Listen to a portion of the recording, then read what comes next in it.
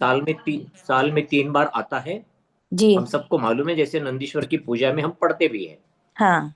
अब ये देखना है कि इस अष्टानिक को हम कैसे कैसे मनाएं, मतलब किस प्रकार हम इस अष्टानिक में रहे। हम्म। देखो, साल भर हम बहुत अपने सांसारिक कार्यों में उलझे हुए रहते हैं। जी। हमें सांसारिक कार्यों से उलझते हुए अपने स्वयं की आत्मा का हमें विकास करना है। विकास के साथ साथ हम ये कहेंगे, अपना जो टारगेट है मोक्ष प्राप्ति, वहां तक पहुंचना है। जी। अब उसके लिए क्या करें?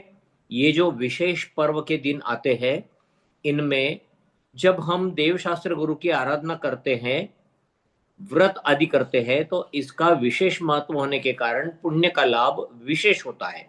जी। विशेष प्रकार के पुण्य कर्म बंधेंगे अगर हम देव शास्त्र गुरु की आराधना, उसी के साथ व्रत आदि करें, तो बहुत उत्कृष्ट हमें परिणाम मिलता है। और जब यहाँ पर मतलब ये दिन भी ऐसे होते हैं कि इनमें अपना जो हम कहते हैं कि चित्त लगना देव शास्त्र गुरु की आराधना के लिए, वो उसकी भी हमें अनुकूलता मिलती है। तो ध्यान में ये रखना है कि हम्म। हम कैसे करें देव शास्त्र गुरु की आराधना। देखो, हम सब तो रोजाना देव पूजा करते ही है। हम्म। दर्शन, देव पूजा, उसके बाद स्वाध्याय, इनका हमारा नियम है, तो हम ये षट आवश्यक कर्म तो करते ही है। जी। लेकिन एक बात ध्यान में रखना, विशेष प्रकार की पूजाएं इन दिनों में की जाती है। हम्म। जैसे हम कहते हैं कि विधान पूजन, हम्म। नंदीश्वर विधान पूजन है, या सिद्ध चक्र विधान पूजन है, ये इसमें किए जाते हैं। क्यों ऐसा? क्योंकि इन दिनों में अपना मन बहुत अच्छा लगता है, और सब तरफ माहौल भी जैन धर्म के, हम जो कहते हैं मंदिर जी में कहो, समाज में कहो, ऐसा माहौल होता है कि सब लोग इकट्ठा मिलकर आराधना करना चाहते हैं, तो अनुकूलता भी सब मिलती है। इसलिए हमेशा ध्यान में ये रखना है कि इन 8 दिनों में हम रोजाना सवेरे जल्दी उठकर मंदिर में जाकर पूजा, नित्य नेम की पूजा तो करनी ही है, लेकिन कोई एक विधान प्रारंभ करे। विधान प्रारंभ करना बहुत जरूरी है। बड़े ठाट बाट से करें तो बहुत अच्छी बात है, हम्म। पॉसिबल नहीं है, अपना अकेला भी आप विधान कर सकते हो। क्या हमें मंडल जी मानना चाहिए और फिर विधान ही करें? देखो, अगर हम अकेले हैं तो अकेले ये सब बातें नहीं कर सकते, फिर क्या करें? अपनी थाली में ही विधान पूजन करें, कोई दिक्कत नहीं, कर जी। सकते हैं। क्योंकि मुख्य क्या बात है, ये बाह्य सामग्री तो बाह्य निमित्त तो अच्छा होना ही चाहिए, उसमें हम्म। कोई दिक्कत नहीं। उससे हमारा, जिसे हम कहते हैं, मन लगता है या आनंद आता है, ये सब बातें। लेकिन भाव परिणाम संभालने के लिए पूजा अकेली सफिशियंट है। हम्म। क्या करें? विधान पूजन करें जरूर, अलग अलग प्रकार के नियमों को ले ले, और नियमों को लेकर उसको निभाने की कोशिश करें। इसके साथ में हम जो कहते हैं कि एक नया नियम 8 दिनों के लिए तो जरूर लेना चाहिए। कोई भी नियम, कैसा भी नियम हो, लेकिन एक नियम आपको जरूर लेना। जैसे हम 8 दिन चावल नहीं खाएंगे, या 8 दिन गुड़ नहीं खाएंगे, या 8 दिन हम कंपलसरी सवेरे दोपहर शाम को मिलकर 3-3 माला मिलकर 9 या 10 माला रोज लेंगे। हम्म। ऐसे विशेष प्रकार के नियम लेकर अपना यह पीरियड हमें गुजारना चाहिए। ये हम्म। आराधना का पीरियड है, तो आराधना अच्छी तरह से करें देव शास्त्र गुरु की, यही हमें ध्यान में लेना है और कुछ नहीं। जी। ठीक है। जी ठीक है। जी। धन्यवाद। जय जिनेन्द्र, मैं पूछूं? हाँ हाँ। जय जिनेन्द्र डॉक्टर साहब। जय जिनेन्द्र। अब मुझे ये बताइए, ये 84 लाख पूर्व जो आयु होती है, तो ये पूर्व का क्या मतलब होता है? जी। और दूसरी चीज मैंने ऐसा सुना है महाराज जी के मुख से कि जो तीर्थंकर प्रकृति का बंध बनता है वो केवली या श्रुत केवली के पादमूल में बनता है। तो केवली और श्रुत केवली कौन होते हैं? जी, देखो, पहला प्रश्न आपका, आपने पहला प्रश्न पूछा कि ये पूर्वांग या पूर्व क्या होता है। पूर्व जैसे कहा है कि आदिनाथ भगवान की आयु 84 लाख पूर्व थी, तो पूर्व क्या होता है? उन्होंने दिया है अपने गणित के पुस्तक किताबों में या ग्रंथों में, उसका विश्लेषण दिया गया है। 84 लाख वर्षों का एक पूर्वांग, ध्यान में रखना, 84 लाख वर्षों का एक पूर्वांग, 84 लाख पूर्वांगों का एक पूर्व, मतलब एक पूर्व में 84 लाख गुणा 84 लाख इतने वर्ष होंगे। मतलब 84 गुना 84 अगर किया हमने, तो हमारा जो जो भी जवाब आएगा उसमें हमें लाख लगा लेना है। और ये जो बनता है कि किस प्रकार से ये बनेगा, तो आएगा वो 7056 लाख वर्ष। 84 लाख गुना 84 लाख, 7056 लाख वर्ष होता है। लाख, 7056 नहीं, 1 ये लाख, एक 2 लाख, पूर्व है, ऐसे ये 7056 लाख वर्ष ये ये हुआ एक हम। पूर्व, जी, एक पूर्व हो गया ये एक पूर्व हो गया। और आप भगवान की आयु जो कही गई वो 84 लाख पूर्वों की, मतलब फिर गुना करना है उसको 84 से। तो उसको अगर हमने 84 से गुना किया तो बनता है 5,92,704 लाख वर्ष। इतने वर्षों की आयु होती है, और इतने वर्षों तक वे जीते भी है। और उनका पूरा मतलब इस अक्सर कहा गया है तीर्थंकरों के लिए कि उसके 4 विभाग करे। एक विभाग बालपन में गया, एक विभाग जाता है उनका राज्य कारभार में, फिर एक विभाग जाता है तपश्चर्या आदि आदि करने में, और एक विभाग जाता है समोसरण, केवल ज्ञान होने के पश्चात समोसरण। सामान्यता इसमें बहुत अंतर आता है, कई जगह पर बहुत अलग अलग दिए हैं। जैसे मल्लीनाथ भगवान को तो बहुत जल्द हो गया था केवल ज्ञान। ऐसे जो केवल ज्ञान के विषय है, वो केवल ज्ञान के विषय उस प्रकार से लेना है। ठीक, तो हमें क्या ध्यान में लेना है, एक पूर्व मतलब पूर्वांगों से बनता है पूर्व, और ऐसे कितने पूर्व, तो उसकी वो आयु होती है। अक्सर ये आयु किन की होती है, हमें मालूम है 2 प्रकार की भूमियां है, भोग भूमि और कर्म भूमि। जब कर्म भूमि होती है भरत और ऐरावत क्षेत्र में, जो चौथा काल हम कहते हैं, उस समय अधिक से अधिक आयु 1 कोटि पूर्व हो सकती है। 1 कोटि पूर्व, अधिक से अधिक। जगन्य आयु किसी की भी अंतर्मूर्त रह सकती है, वो बात अलग।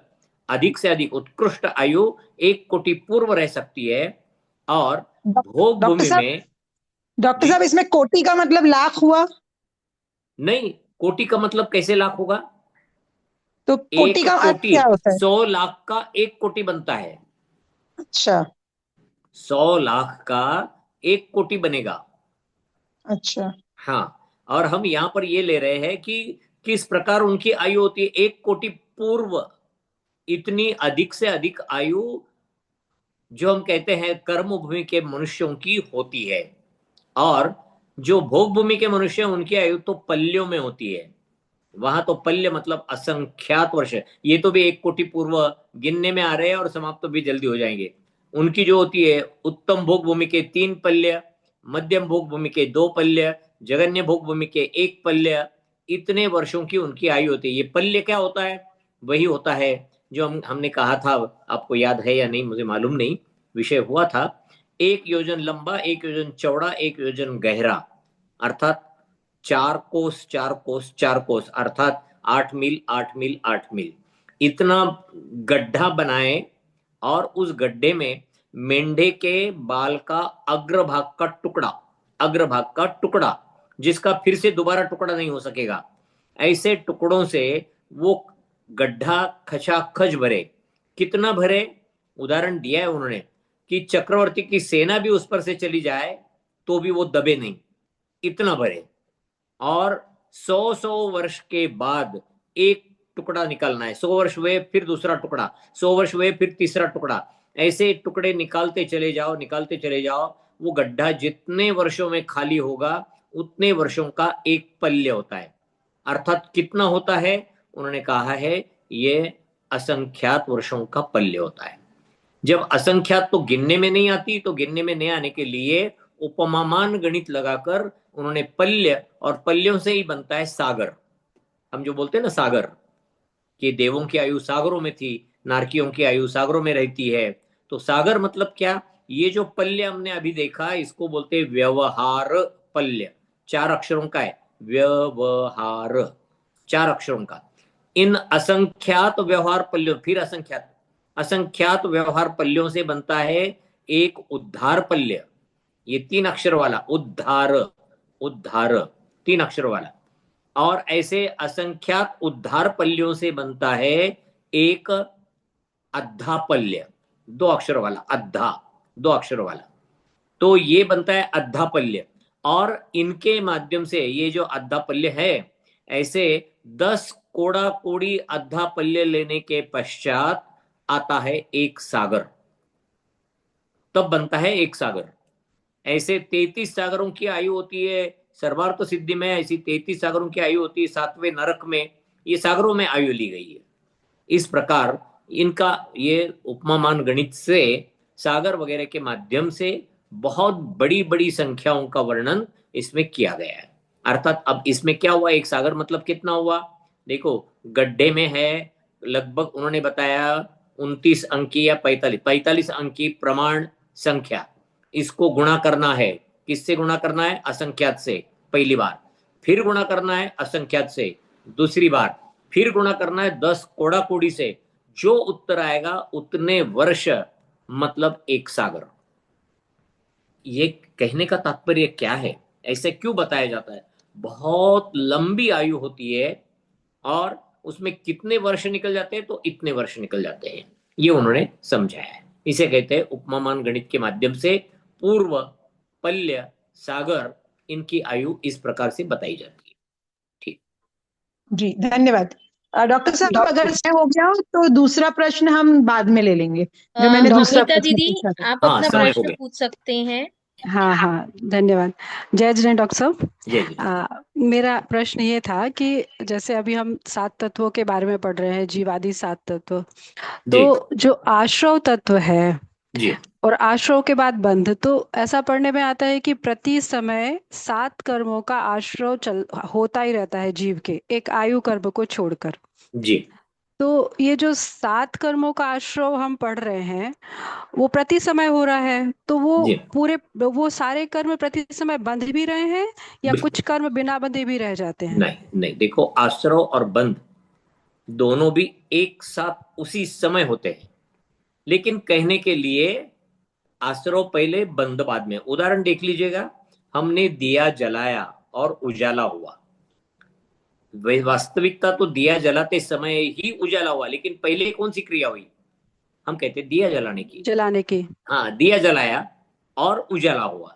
वास्तविकता वो युगपत है, इधर दिया जलाया उधर उसी समय उजाला हुआ।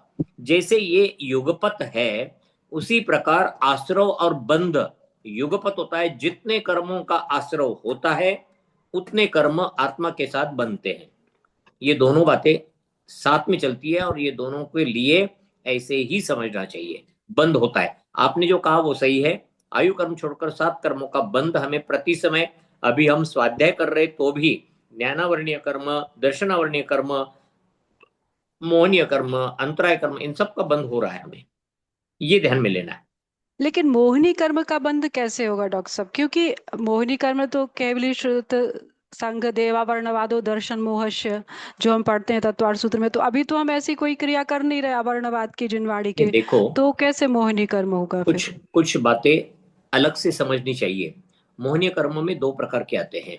हाँ, एक आता है दर्शन मोहनीय, एक आता है चारित्र मोहिनी। दर्शन मोहनीय नहीं होगा, क्योंकि हमने अभी देवशास्त्र गुरु पर पक्का श्रद्धान रखा है। हाँ, ठीक, ये पक्का श्रद्धान है। दर्शन मोहनीय का बंध नहीं, उदय भी नहीं, बंध भी नहीं।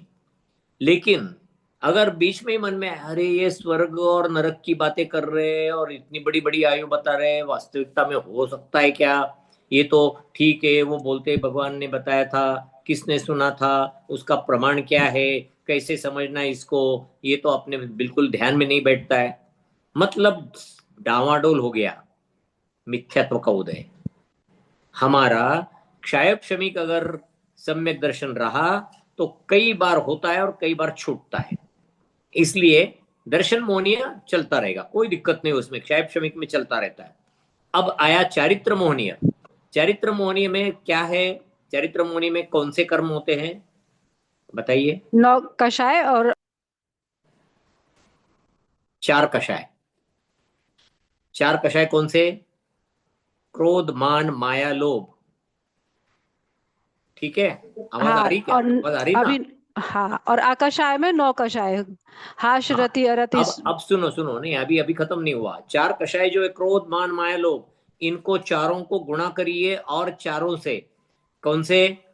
अनंतानुबंधी, अनंतानुबंधी, अप्रत्याख्यानावरण, प्रत्याख्यान, प्रत्याख्यान, प्रत्याख्यानावरण, संज्वलन। संजुलन। ये 4 प्रकार की कषाय होती है। हर एक कषाय, क्रोध भी 4 प्रकार का, मान भी, माया भी, लोभ भी। तो 4 चौक 16 और 9 9 कषाय, मतलब कितने 25। हुए कुल मिलाकर? 25।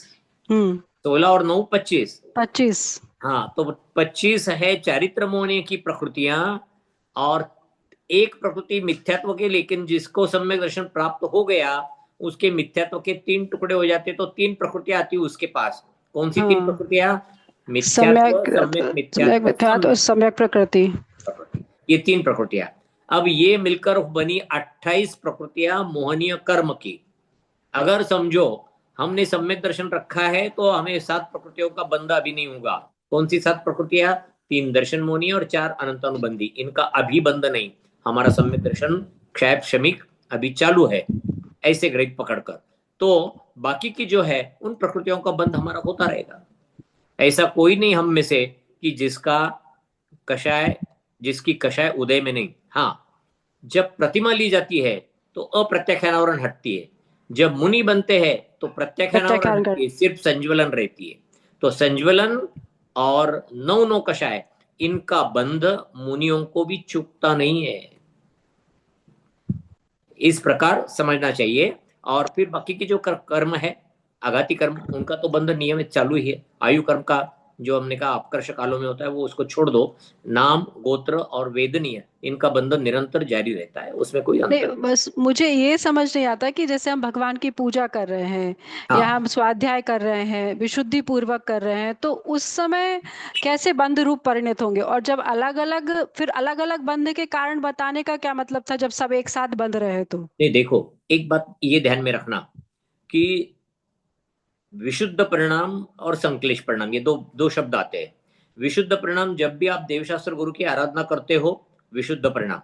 जब संक्लेश परिणाम है तब कषाय युक्त परिणाम, जास्त तीव्र कषाय युक्त परिणाम। विशुद्धि कहते हैं मंद कषाय को, और हम्म। जो कहते हैं संक्लेश परिणाम वो कहते हैं तीव्र कषाय को। तो हम्म। हमारे 10वां गुणस्थान प्राप्त करने तक मुनियों के सहित हम सबके कषाय होते ही रहते हैं। क्रोध, मान, माया, लोभ। जैसे हम पूजा कर रहे हैं और आप कहेंगे क्रोध कैसे गया? देखो, हमने भगवान को हम अर्घ्य चढ़ा रहे हैं और सामने कोई आ गया तो बीच में आ जाता है, ये बीच में क्यों आ रहे, मैं अच्छा भगवान का दर्शन कर रहा हूं। ये क्रोध का परिणाम है। अच्छा। हाँ, ये क्रोध का परिणाम है। जो हम हम्म। कहते हैं हमारे ध्यान में नहीं आता, लेकिन हम क्रोध, मान, माया, लोभ, मान, जैसे मैं पूजा कर रहा हूं, देखो बाकी के लोग तो बड़बड़ कर रहे हैं, बातें कर रहे हैं, मैं पूजा कर रहा हूं, ये मान का परिणाम है। हमारे कैसे कषाय होती है हम समझ नहीं पाते, लेकिन कषाय प्रति समय हमारी हो रही है। अभी हम स्वाध्याय कर रहे हैं तो भी अपनी कषाय होते रहती है। और सबसे मेन बात, क्रोध, मान, माया, लोभ हो या ना हो, लोभ कषाय तो होती ही रहती है, वो कभी छूटती नहीं, वो कभी रुकती नहीं है। जी। हाँ फिर तो उदय भी साथ साथ चलता रहता है? जी, उदय, उदय भी मतलब साइमल एक साथ बिल्कुल चलेगा? बिल्कुल बिल्कुल। हम्म। जब उदय होगा तो बंद होगा ही होगा, हाँ। ये ध्यान में रखना। जिस कषाय का उदय, उस कषाय का बंद होते रहता है। और कोई भी कर्म बिना उदय में आए निर्जरा को प्राप्त नहीं होंगे? नहीं, उदय को आए बिना आप कहने की अपेक्षा आप ये कह सकते निर्जरा है ना, निर्जरा मतलब आत्मा से अलग होना। उदय में क्या है? फल देना। वो फल देंगे, वो हमारे लिए अनुकूल या प्रतिकूल परिस्थिति बनाएंगे, लेकिन आत्मा पर, उस जीव पर निर्भर रहेगा कि अनुकूल या प्रतिकूल परिस्थिति में वह अपने परिणाम बिगाड़ता है, या मतलब बहुत गलत तरीके से करता है, या बहुत ज्यादा आनंद युक्त तो होता है। ये दोनों भी नहीं होने चाहिए, समता भाव रहना चाहिए। ये अगर समता भाव रहा तो निश्चित रूप से उसने उन कर्मों के उदय पर विजय प्राप्त की। अर्थात कर्मोदय रोक नहीं सकते, कर्मोदय के फल में समता परिणाम राखना ये अपने हाथ में है, और उसी के लिए हमें हमेशा कहा जाता है समता परिणाम रखो, समता रखो, समता रखो। उसका कारण यही है, ना दुख मनाओ ना आनंद मनाकर उधम मचाओ। दोनों भी बातें हमें संभालनी चाहिए। तो जी जी जब भी हम पूजा करते हैं, और पूजा करते समय भी अगर हम आनंद आनंद तो होता ही है पूजा में, नहीं ऐसा नहीं, लेकिन आनंद लेते समय भी दूसरों की ओर देखकर, देखो भाई ये कैसे हैं, नहीं करते पूजा, क्यों नहीं करते, इनको तो इतना अच्छा मंदिर है, सब कुछ है घर में, उनकी संपत्ति भी है, द्रव्य भी ला सकते हैं, फिर क्यों नहीं करते पूजा, ये क्रोध के परिणाम है। ऐसे भाव आना भी क्रोध के परिणाम है। उन्होंने कहा है कि अपनी आत्मा में अपने आत्मा का आत्मा के द्वारा ही चिंतन करना ही सिर्फ ये मोक्ष के लिए कारण बनता है, बाकी नहीं। और ये अपना होता नहीं, श्रावकों का तो बिल्कुल नहीं, मुनि महाराजों का कभी कभार हो भी सकता है, हमारा नहीं हो सकता। जी जी इसलिए जी ये बहुत अलग बातें हैं कि किस प्रकार हम अपने स्वयं के परिणाम संभाले, ताकि हमें किसी भी रूप में कर्म का बंध ना हो। ऐसा हो ही नहीं सकता, कर्म का बंध तो है ही, या तो पाप कर्म का बंध होगा या पुण्य कर्म का बंध होगा। हमारे हाथ में क्या है, पाप कर्म का बंध नहीं होने देना, पुण्य कर्म का, क्योंकि पुण्य कर्म अपने आप निकल जाएंगे, या वो भोगते समय दुख नहीं होता है, समता परिणाम हम अच्छी तरह से रख सकते हैं, संक्लेश परिणाम नहीं होते हैं। तो अत्यंत घोर कर्मों का भी बंध उसके द्वारा हम करते नहीं है। इसलिए पुण्य कर्म होने, पुण्य प्रकृतियां प्राप्त होने योग्य क्रियाएं हमें हमेशा करनी चाहिए। जी अच्छा, जी बहुत पुण्य बहुत का, धन्यवाद। हाँ, उद्देश्य, हाँ देखो ध्यान में रखना, उद्देश्य मन में कर्म निर्जरा का ही होना चाहिए, और जी वो ध्यान में रखकर हम कोई क्रिया करते तो प्राप्ति होगी पुण्य की। जी जी जी जी हाँ, आया ये भी समझ ध्यान में। में, ये भी नहीं बोलना मुझे पुण्य की प्राप्ति हो इसलिए मैं ये कर रहा हूं, नहीं, हाँ हाँ गलत हो गया। क्या बोलना है, हे भगवान, मैं अनादिकाल से कर्मों से बंधा हुआ हूं, ये बंधे हुए मेरे आत्मा से बंधे हुए कर्मों की पूर्ण निर्जरा हो, पूर्ण मेरे से अलग हट जाए, यही मेरा उद्देश्य है, इसी हेतु मैं आपकी पूजन करता हूं, बस खत्म। शांति चाहिए इसलिए शांति विधान, घर में पोता होना चाहिए इसलिए अलग अलग देवी देवताओं के विधान वगैरह नहीं, ये सब सब गलत, ऐसा नहीं। शांति के लिए शांति विधान, हाँ, क्या हमने ऋषभनाथ भगवान का भी विधान किया तो शांति प्राप्त होगी कि नहीं होगी, होगी। फिर शांति विधान को ही शांति का नाम क्यों दिया, भाई शांतिनाथ भगवान है तो शांति मन में आ जाती है वो शब्द बोलने से, ठीक, कोई बात नहीं। लेकिन आप ये ध्यान में रखिए कि हर तीर्थंकर की आराधना करने पर शांति प्राप्त होगी, कोई भी तीर्थंकर की। इसलिए थोड़े ब्रॉड एस्पेक्ट में देखकर चलते रहें, ताकि गलतियां हमसे ना हो। जी जी जी धन्यवाद धन्यवाद डॉक्टर साहब। आइए मंगलाचरण करते हैं, ताकि अपना क्लास प्रारंभ करने के लिए, आज 15 मिनट अपने देर हो गया हमें, ठीक है, आगे 15 मिनट थोड़ा भर कर निकालेंगे, कोई दिक्कत नहीं। चलिए आइए शुरू करते हैं। ओम नमः सिद्धेभ्यः, ओम नमः सिद्धेभ्यः, ओम नमः सिद्धेभ्यः। मंगलम भगवान वीरो, मंगलम गौतमो गणी, मंगलम कुंद कुंदाद्यो, जैन धर्मो सुमंगलम, सर्वमंगल मांगल्यम, सर्वकल्याणकारकम, प्रधानम सर्वधर्माणां, जैनम जयतु शासनम, जैनम जयतु शासनम। देवादिदेव 1008 श्री पार्श्वनाथ भगवान की जय। देवादिदेव 1008 श्री महावीर भगवान की जय। आचार्य श्री विद्यासागर जी मुनि महाराज की जय। आचार्य श्री समय सागर जी मुनि महाराज की जय। परम पूज्य गुरुवर्य प्रमाण सागर जी मुनि महाराज की जय। 3 कम 9 करोड़ मुनिराजों की जय। श्रीमद जैन धर्म की जय। जिनवाणी माता की जय। शिशुशाला से कि कुमारशाला से हैं? शिशुशाला में मेरी किताब में चौथे नंबर का पाठ है, समझना और अपनाना। अच्छा, एक मिनट। हाँ, जी।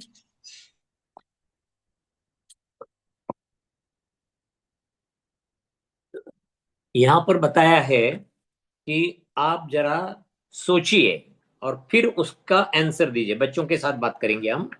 क्या दिया है उन्होंने?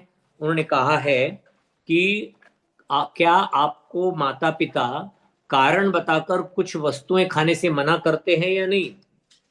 जी हाँ, हर घर में माँ बाप ये चाहते हैं कि बच्चों के खाने में अभक्ष चीजें ना जाए, और कुछ जिद करते हैं बच्चे, मुझे ये चाहिए, मुझे वो चाहिए, तो उनके लिए, बच्चों के लिए माँ बाप समझाते हैं कि नहीं, ऐसा नहीं करो, इसमें ये दोष है, मत खाओ। लेकिन बच्चों के पास से इसकी जानकारी लो। आइसक्रीम या बाहर का कोई रास्ते पर की चीज खाने के लिए मम्मी पापा मना करते हैं, तो फिर मना करने के बाद भी क्या बच्चे जिद कर कर खाते हैं कि नहीं? उनको पूछना, फिर भी आप जिद करते हो कि नहीं? और मम्मी पापा ने नहीं दिया तो आपको बुरा लगता है कि नहीं? पूछिए, ताकि उनकी मानसिक अवस्था हमारे ध्यान में आए। उन्होंने कहा, क्या आप शहद से बने प्रोडक्ट्स का उपयोग करते हैं? शहद से बने प्रोडक्ट्स कई प्रकार के आते हैं, कुछ दवाइयां भी होती है, कुछ मार्केट में वस्तुएं भी होती है। शहद मीठा लगने के कारण उसका उपयोग अनेक जगह पर करते हैं, और ये हमें बिल्कुल नहीं खाना चाहिए। हमने पढ़ा है मध्यमास मधु में कि मधु कैसे, एक बूंद मधु खा ली तो 7 गांव जलाने का पाप लगता है। इतना इतना उसमें जीवों की उत्पत्ति उसमें होते रहती है। इसलिए शहद से बने प्रोडक्ट का उपयोग करते हैं क्या, बच्चों को पूछना। किसी भी जैन के घर में ये प्रोडक्ट्स नहीं आते, लेकिन पूछना अपना कर्तव्य है। अपन पूछे उनसे और उनको मालूम भी हो जाए कि मध नहीं खाना चाहिए। क्या आपको ऐसा लगता है धर्म के कारण आपको बहुत चीजें छोड़नी पड़ती है?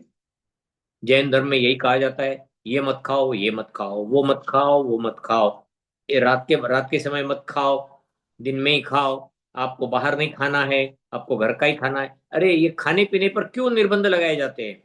बच्चों के मन में आता है कि ये खाने पीने के निर्बंधों के कारण हमें ऐसा लगता है कि नहीं, हम नहीं, जैन धर्म में नहीं रहते तो अच्छा रहता, खा जो चाहिए वो खा पी सकते थे, मजा कर सकते थे।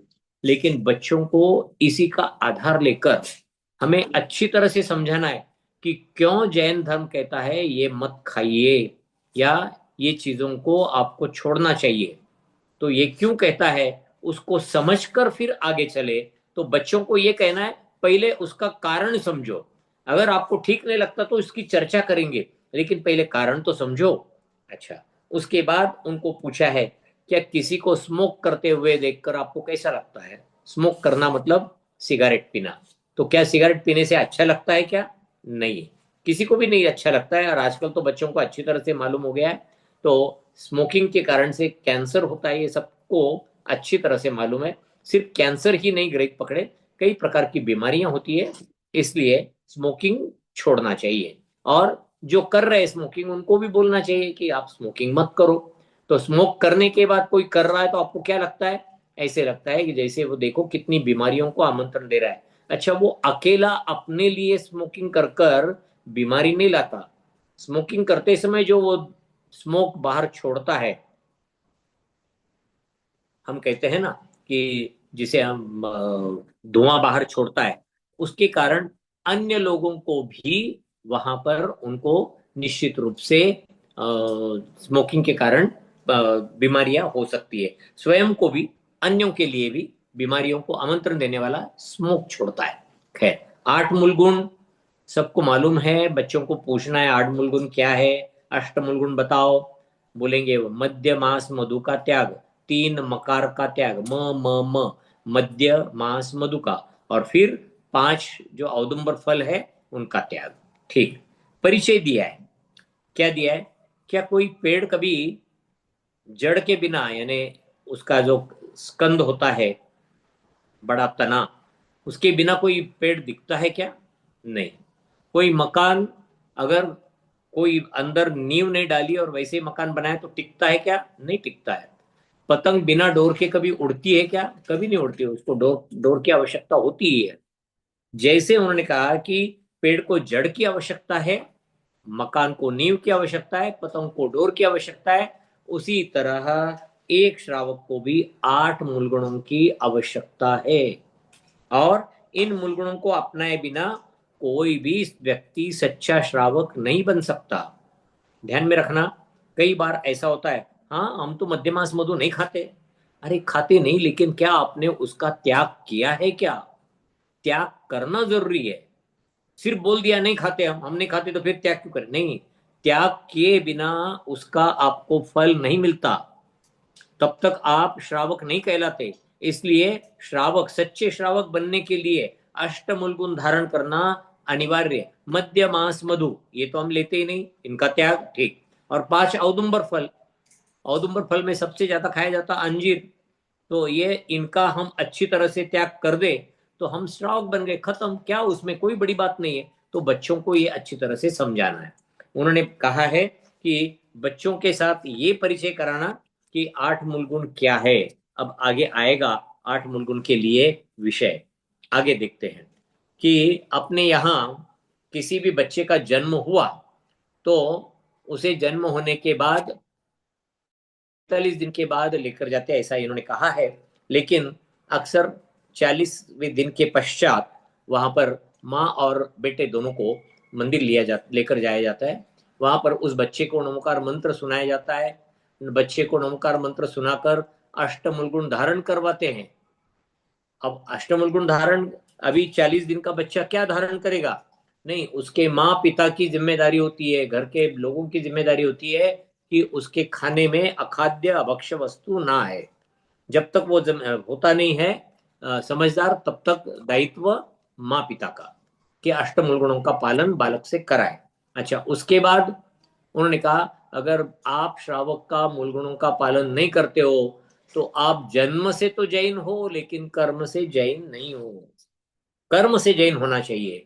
जन्म से जैन तो कोई भी हो सकता है, लेकिन कर्म से जब तक नहीं बनता तब तक वो जैन नहीं कहलाता। जैन का अर्थ ही होता है जो जिनेंद्र भगवान को फॉलो करता है वो जैन।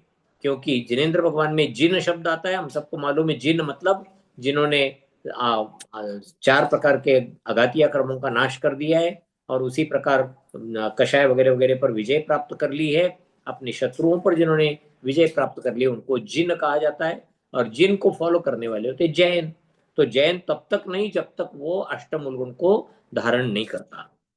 अब ये मूल गुण शब्द में मूल शब्द है, मूल क्यों कहा है? मूल ये क्योंकि बहुत बेसिक है, ये रहे बिना कभी भी आगे के आपको नियम प्राप्त नहीं हो सकते।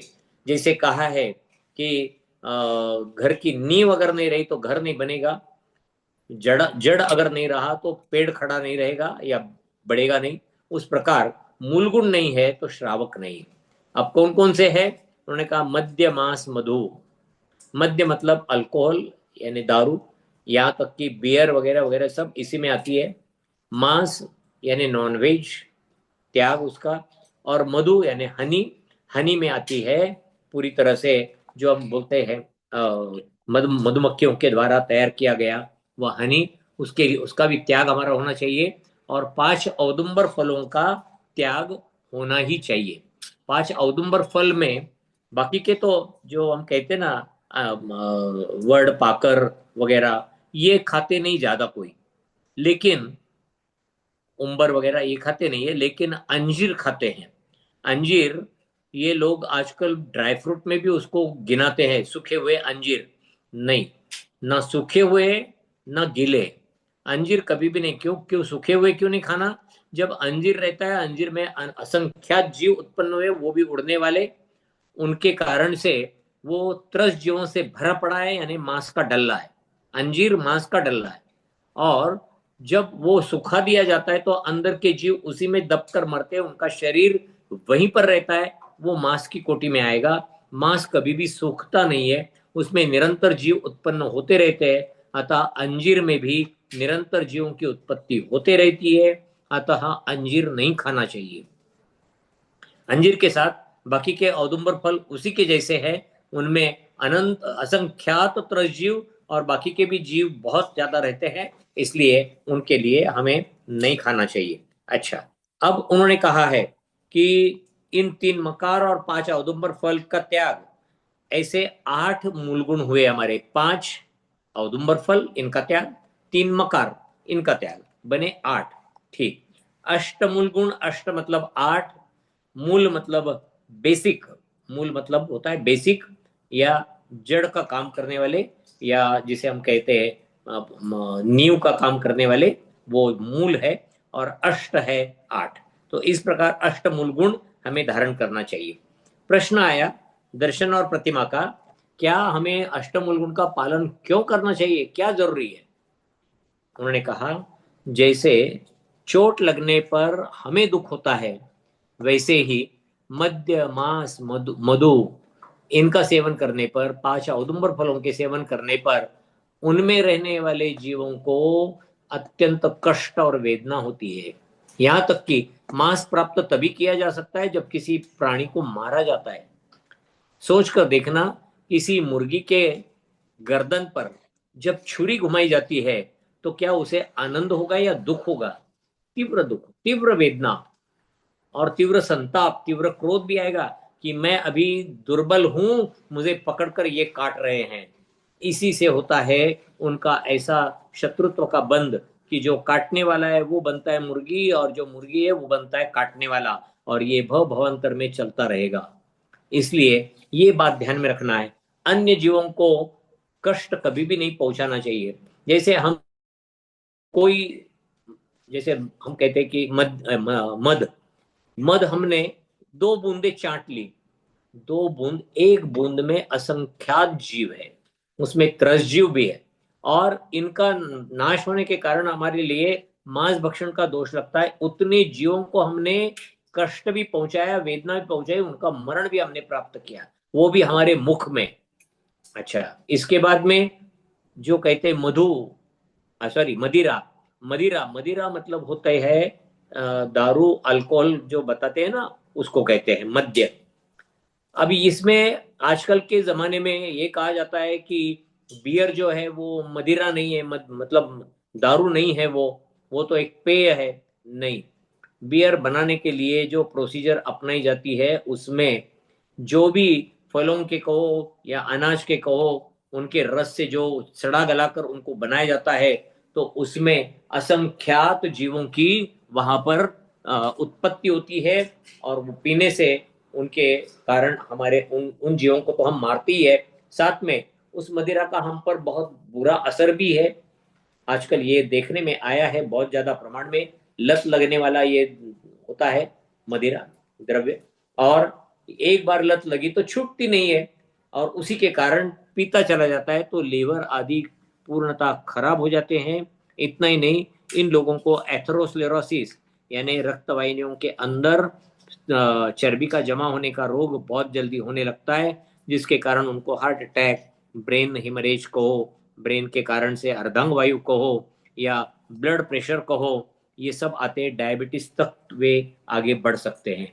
इसलिए नॉनवेज के साथ साथ दोनों बातें, ये एक तो हम कहते हैं हनी, और दूसरा बियर आदि मदिराएं, ये कभी भी पीनी नहीं चाहिए। 5 औदुंबर फल नहीं, क्योंकि इनके माध्यम से हम इतने जीवों को कष्ट पहुंचाते हैं कि उनकी कोई गणना नहीं, और उनको कष्ट पहुंचाते, वेदना पहुंचाते। हमारे यहाँ नियम क्या है, हमने जो किया है उसको हमें कई गुना कर्म के द्वारा भुगतना पड़ता है। हमने 1 घंटा किसी को सताया, असंख्यात दिन तक हमें वही दुख भोगना पड़ेगा। इसलिए वेदनीय कर्म हम बांधते हैं, और वो असता वेदनीय बांधते हैं क्योंकि हमने दूसरों को असता पहुंचाई है। तो असता पहुंचाने के कारण बहुत कष्ट और वेदना होती है जीवों को, तो उसका फल हमें भोगना पड़ता है। इसके बाद उन्होंने ये भी कहा है कि पाप मतलब हिंसा का बंध है। हिंसा का बंध होने के कारण जब पाप का बंध होता है, पाप मतलब होता है अशुभ कर्म, जब अशुभ कर्म उदय में आते हैं फल देते ही है, कोई भी कर्म उदय में आए बिना नहीं जाता, और वे कर्म हमें बहुत ज्यादा दुख उठाने लगाते हैं।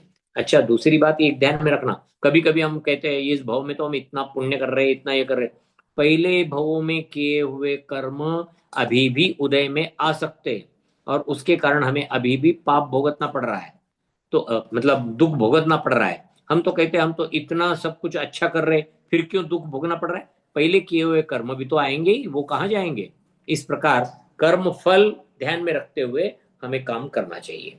अच्छा, मूल गुण क्षेत्र से प्रभावित नहीं होते, इसका क्या मतलब?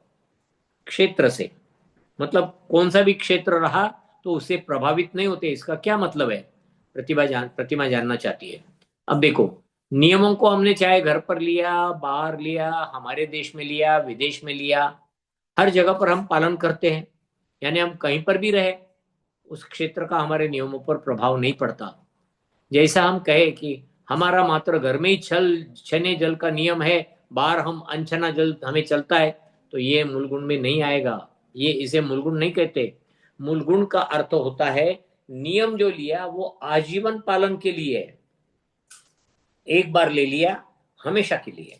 इसका मतलब ये हुआ कि हमने मध्य मास मधु का त्याग किया है, तो हम सिर्फ भारत में तब तक पालन करेंगे, विदेश में जाएंगे घूमने के लिए वगैरह वगैरह तो वहां थोड़ा सा कुछ खाने में आ जाए तो चल जाएगा? नहीं, बिल्कुल नहीं, बिल्कुल नहीं, मतलब नहीं।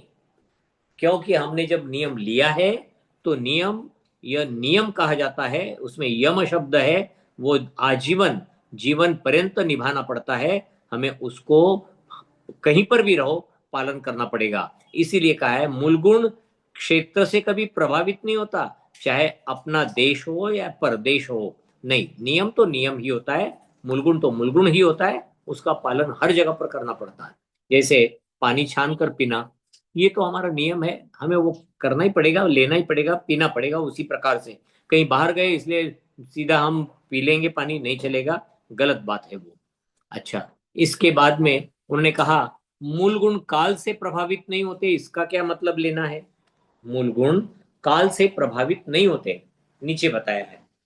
तो उन्होंने दर्शन जानना चाहता है कि मूल गुण काल से प्रभावित नहीं होता, मतलब एक बार हमने नियम ले लिया वो आजीवन चलेगा, वो ना समय सीमा से ना क्षेत्र सीमा से बांधा जाता है। नहीं, वो ले लिया खत्म, उसमें कोई अब चेंज नहीं हो सकता। तो क्या समय सीमा से बांधेंगे? हमने रात्रि भोजन त्याग 1 साल का नियम ले लिया, नहीं चलता। रात्रि भोजन मूलगुण में नहीं आता है, रात्रि भोजन तो आता है। देखो 3 बातें, नित्य देव दर्शन, जल गालन और रात्रि भोजन त्याग, ये श्रावकों के कुलाचार है, कुलाचार है। ये भी नियमों में आए हैं, इनको भी आप कह सकते हो कुल के मूल गुण है ये, तभी आपको उसी कुल का कहा जाता है। और फिर जब आप मध्य मास मधु का आप सेवन बिल्कुल त्याग कर दोगे पूर्णतः, और उसमें से उसके साथ 5 औदुंबर फलों का त्याग कर दोगे, तो निश्चित रूप से अष्टमूल गुणधारी हो गया। तो ये लिया जाता है, जैन पहले कुल में आया तो जैन कुल के नियमों का पालन करे। जैन कुल के कुलाचार होते हैं 3, उनमें आता है ऊपर का जो अनछाना जल का है वो प्रश्न मूलाचार से निगड़ित है। क्या है कुलाचार? कुलाचार से निगड़ित है। क्या है? जल गालन, रात्रि भोजन त्याग और नित्य देव दर्शन, रोज देव दर्शन करना अनिवार्य है। ये हमारे लिए नियम है, तो काल से प्रभावित नहीं होंगे, क्योंकि एक बार ले लिया तो ये हमारे लिए हमेशा रहेंगे। और इसी के साथ 8 मूल गुणों का पालन भी आजीवन हमें करना पड़ेगा। आगे उन्होंने कहा है, क्या मूल गुणों का परिस्थिति से प्रभावित न होने से क्या मतलब है? परिस्थिति से कैसे करेंगे? दी है, परिस्थिति बताई है उन्होंने। तो अब उन्होंने क्या परिस्थिति बताई? देखो, अच्छी परिस्थिति बताई है कि हर परिस्थिति में पालन करना चाहिए मूल गुणों का, हमारा स्वास्थ्य अच्छा हो या ना हो, किसी को अच्छा लगे या नहीं लगे, कोई जरूरत नहीं, कोई किसी के पास देखने की जरूरत नहीं। हमारा नियम है, पालन करेंगे मतलब करेंगे। मान लिया किसी को डायबिटीज हो गया, शुगर की बीमारी, तो हम शक्कर तो नहीं खा सकते, फिर मीठा खाना है तो अंजीर से बनी मिठाइयाँ खाए,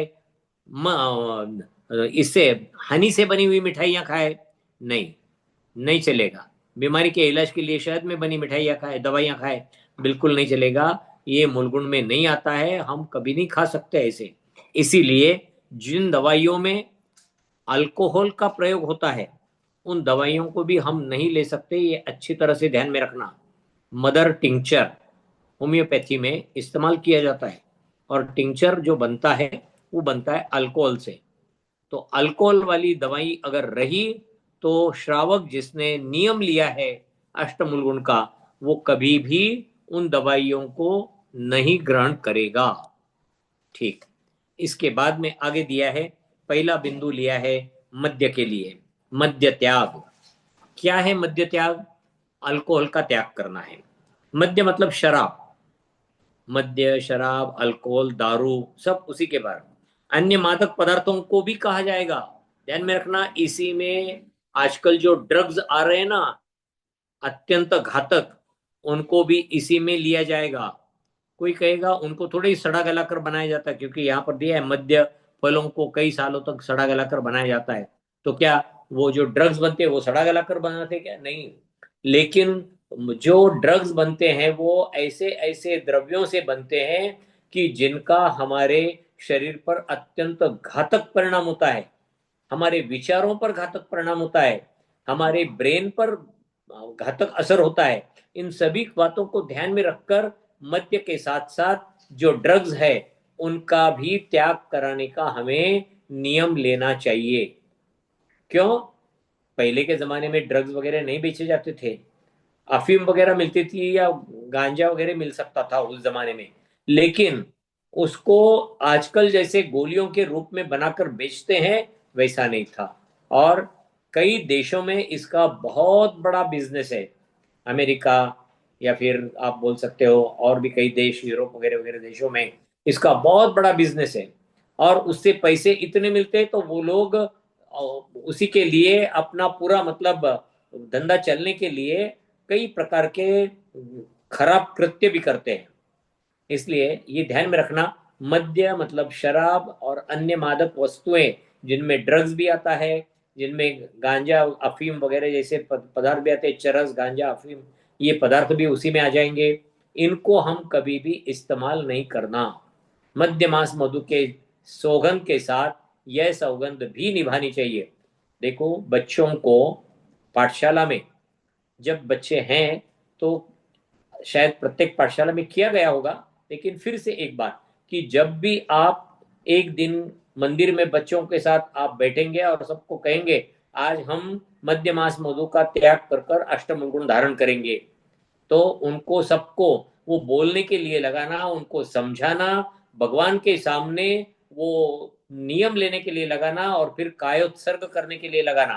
ध्यान में रखिए कि बच्चों को अगर बचपन में कोई नियम दिया गया तो उसका असर जीवन पर्यंत होता है। तो जीवन पर्यंत असर होने के लिए ये इस प्रकार की क्रिया मंदिर जी में भी कराना बच्चों के लिए जरूरी है। कायोत्सर्ग जरूर करें, ये नमोकार मंत्र पूर्वक त्याग बहुत आवश्यक है। तो ये बच्चों को अच्छी तरह से समझाना है। तो अंजीर से बनी मिठाइयाँ भी आप नहीं खा सकते हो। शहद के द्वारा दवाइयाँ लेना है, नहीं, शहद नहीं ले सकते हो। उसके लिए पर्याय है, जैसे कहा है गुड़ की चाशनी, आप गुड़ की चाशनी ले सकते हो, शक्कर की चाशनी वो ले सकते हो, और वो दवाई, उसमें दवाई मिक्स कर कर आप चाट सकते हो उसको, कोई दिक्कत नहीं। ये ध्यान में रखिए। ठीक, अब पहला नियम लिया है मद्य, मद्य का त्याग। क्या दिया है?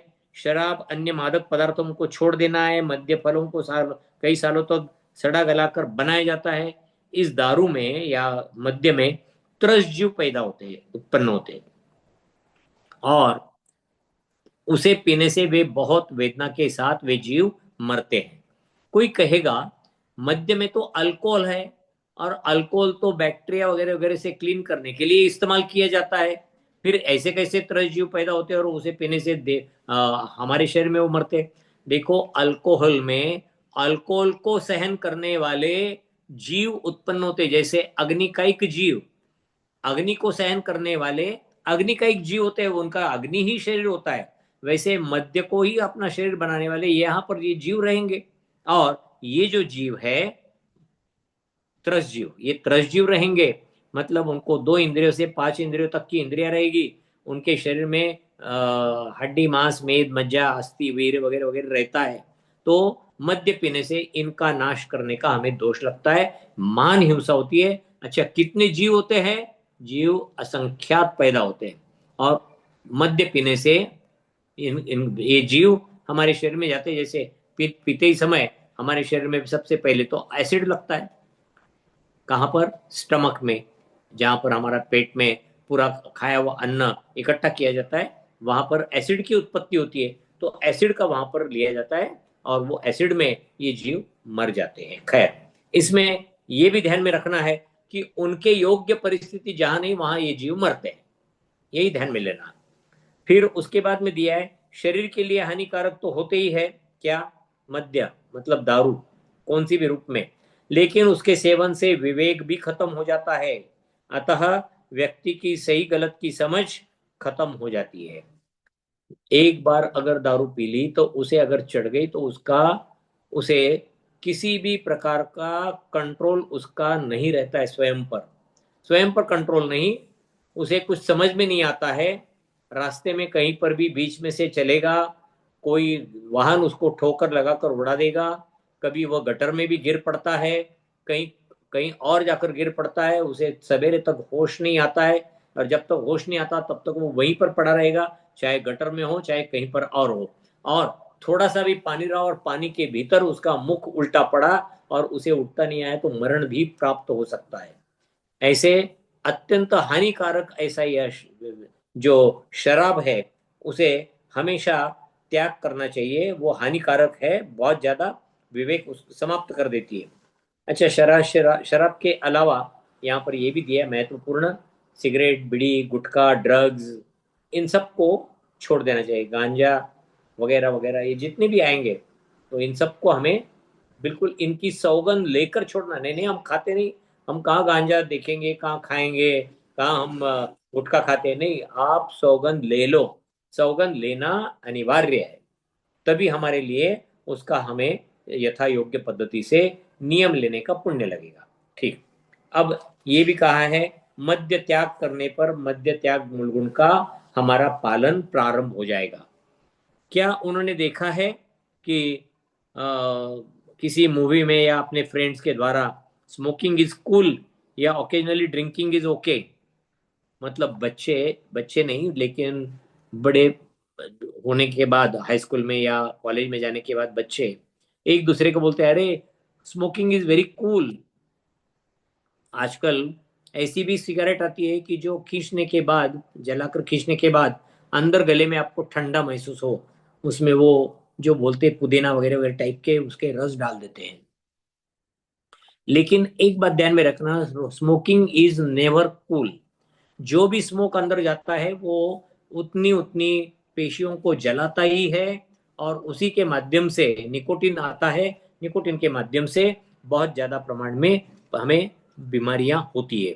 अच्छा, इसके बाद में ये कहा है कि आप कभी इस परिस्थिति में आए कि जहाँ लोगों के ऐसे विचार है तो क्या करना चाहिए। जहां पर लोग बोलते हैं कुछ नहीं, अरे drinking is enjoyable, occasionally drink करो, कुछ नहीं होता है, यहां तक कि आजकल औरतें, लड़कियां भी ड्रिंक के पीछे पड़ी है। क्यों? अब कॉलेज में जब बराबरी करने लगी सब बातों में, तो ड्रिंक लेने में क्यों नहीं बराबरी करेंगी? हर जगह पर बराबरी करनी है तो यहाँ पर भी बराबरी, और इसी की वजह से पूरी तरह से अगली जो पीढ़ी रहेगी वो बर्बाद हुई हुई पीढ़ी आएगी, क्योंकि कोई आज की कन्या ही कल जाकर बच्चों को जन्म देगी और उसके शरीर में ही अगर अवयव उसके बहुत खराब बने हैं तो पैदा होने वाला बच्चा भी अत्यंत खराब किस्म के शरीर को प्राप्त करेगा और ये अत्यंत घातक है। इसलिए कहा जाता है प्रेग्नेंट लेडीज को भी कभी सिगरेट नहीं खींचनी चाहिए। मैं तो कहता हूँ प्रेग्नेंट लेडीज की क्या बात, किसी को भी ना सिगरेट, ना बीड़ी, ना गुटखा, ना ड्रग्स, ना गांजा, ना चरस, ना अफीम, ये कुछ भी नहीं लेना चाहिए। शराब की तो प्रश्न नहीं, शराब तो होता ही है। तो इन सभी बातों को हमें अच्छी तरह से ध्यान देना है। अच्छा, इसके बाद में उन्होंने ये कहा है कि क्रियाकलाप में पूछा है, क्या पूछा है उन्होंने? नहीं, हमारे इसमें थोड़ा अलग दिया है। ठीक, अब स्मोकिंग इज इंजूरियस, नीचे का लीजिएगा, थोड़ा नीचे, हाँ, smoking is injurious to health, cigarette के हर डिब्बे पर लिखा हुआ रहता है।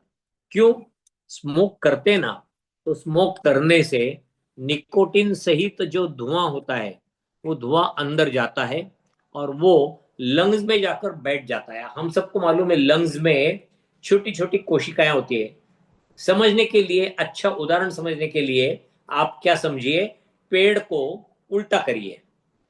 पेड़ जो है ना, एक तो है तना बड़ा, और तने के ऊपर टहनियां, और टहनिया के ऊपर और छोटी छोटी टहनियां, छोटी टहनियों के ऊपर और छोटे छोटे डेट, और हर डेट के ऊपर एक एक पत्ता।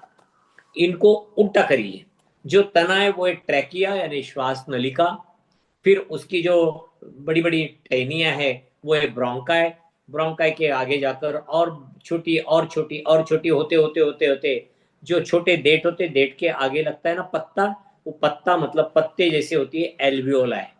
एल्वियोलाई में ही हमारे वायु का एक्सचेंज होता है।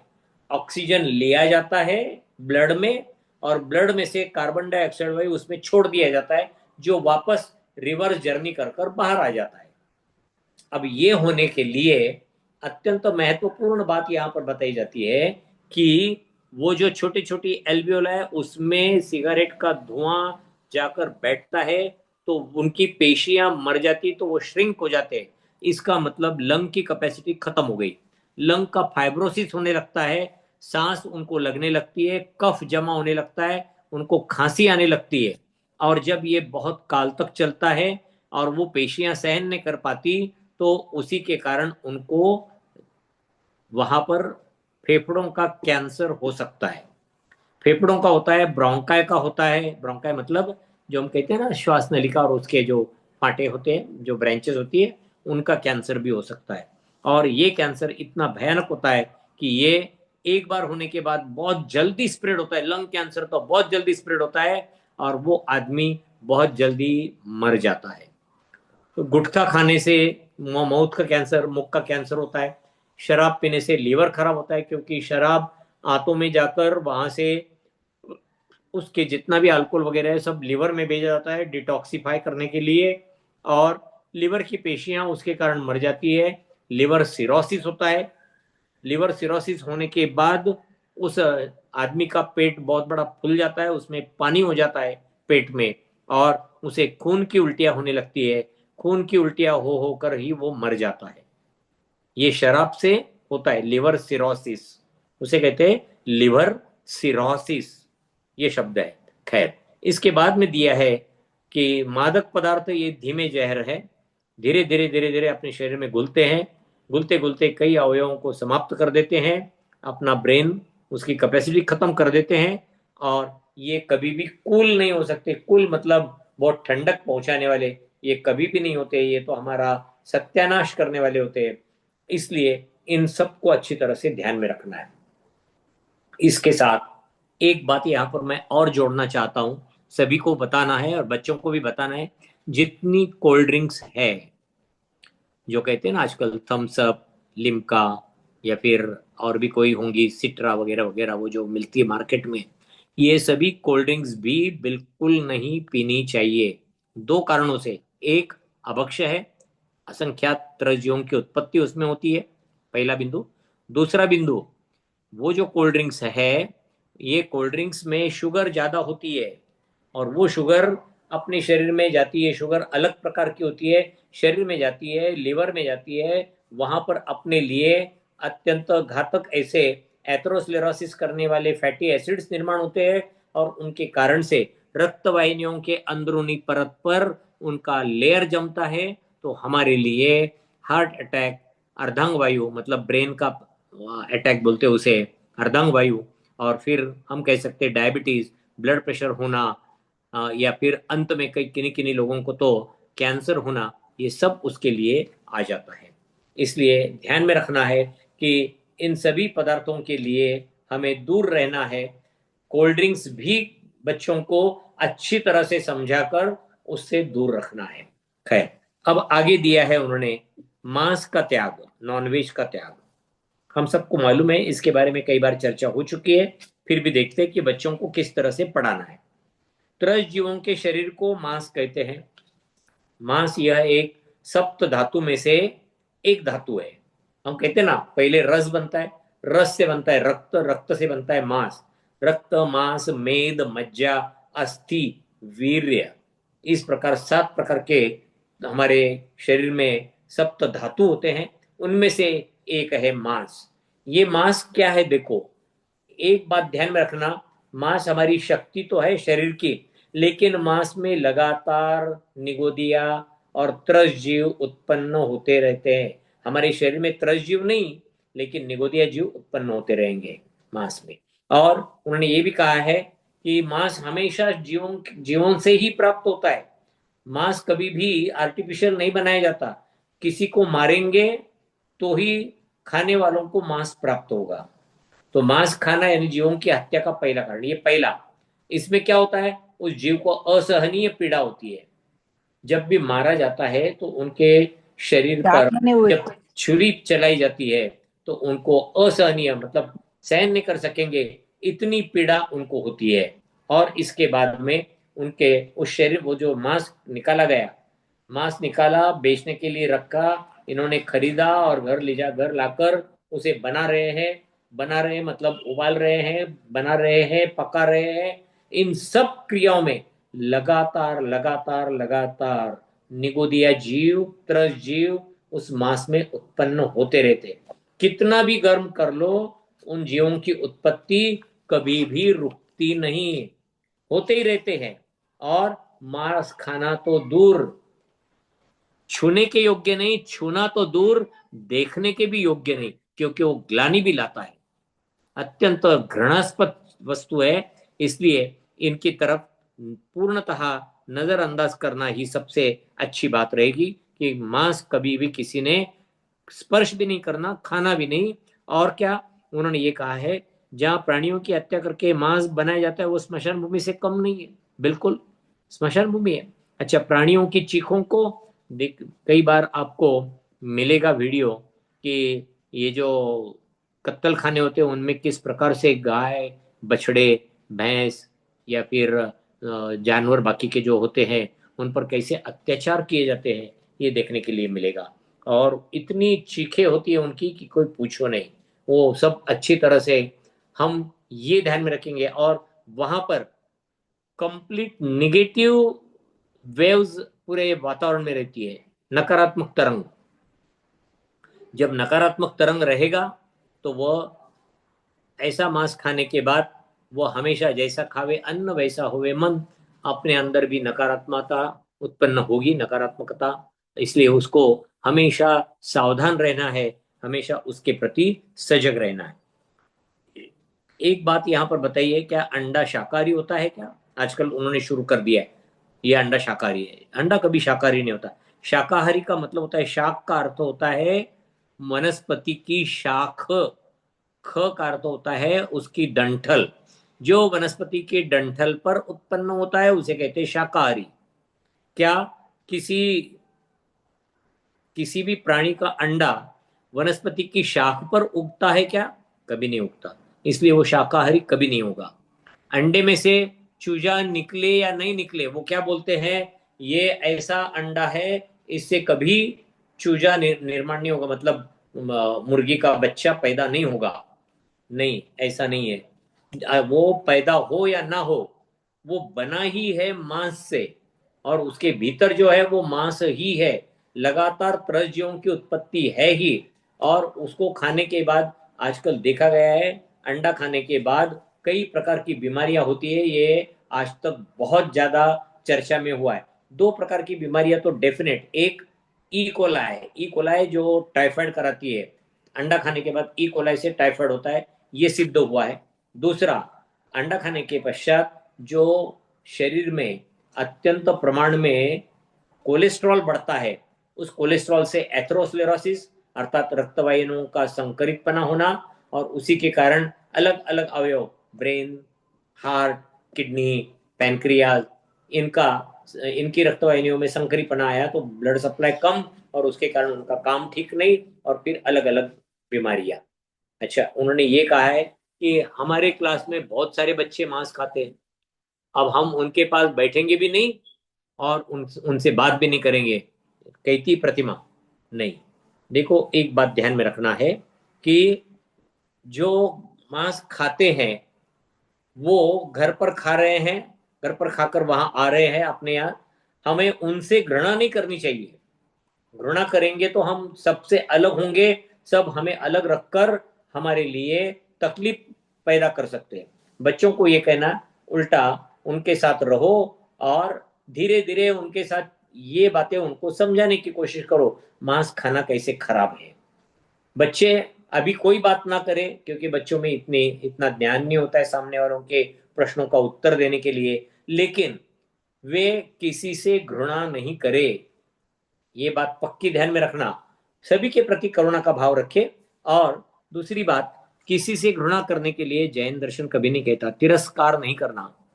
तिरस्कार करने से हम कर्मबंध ज्यादा करते हैं, तिरस्कार नहीं करें। हाँ, अगर हो सके तो उनको धीरे धीरे समझाने की कोशिश करें, वो पॉसिबल नहीं है तो उन्हें उनका काम करने दे, हम अपना काम करें। एक शब्द आता है सामायिक में, माध्यस्थ भावम विपरीत वृत्तो। जो विपरीत वृत्ति वाले हैं उनके लिए हमारे मन में हमेशा माध्यस्थ भाव होना चाहिए, ना द्वेष, ना उनके प्रति बहुत मोह के भाव या दोस्ती के भाव, कुछ नहीं, दोनों भी बिल्कुल तटस्थता, लेकिन उनसे शत्रुत्व कदापि नहीं। हम उनके पास नहीं बैठेंगे, उनसे बात नहीं करेंगे तो शत्रुत्व निर्माण होगा, वो नहीं करना है बच्चों को, ये बच्चों को अच्छी तरह से समझाना है। और एक अंत में उन्होंने पूछा है, क्या हम फल और सब्जियां खाते हैं तो क्या उनमें जीव हिंसा नहीं होती है?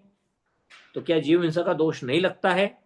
क्या कहा है देखो, फल सब्जियां अन्न दाल चावल सभी एकेंद्रीय जीव है क्योंकि वनस्पति से मिलते हैं, वनस्पतियां एकेंद्रीय है।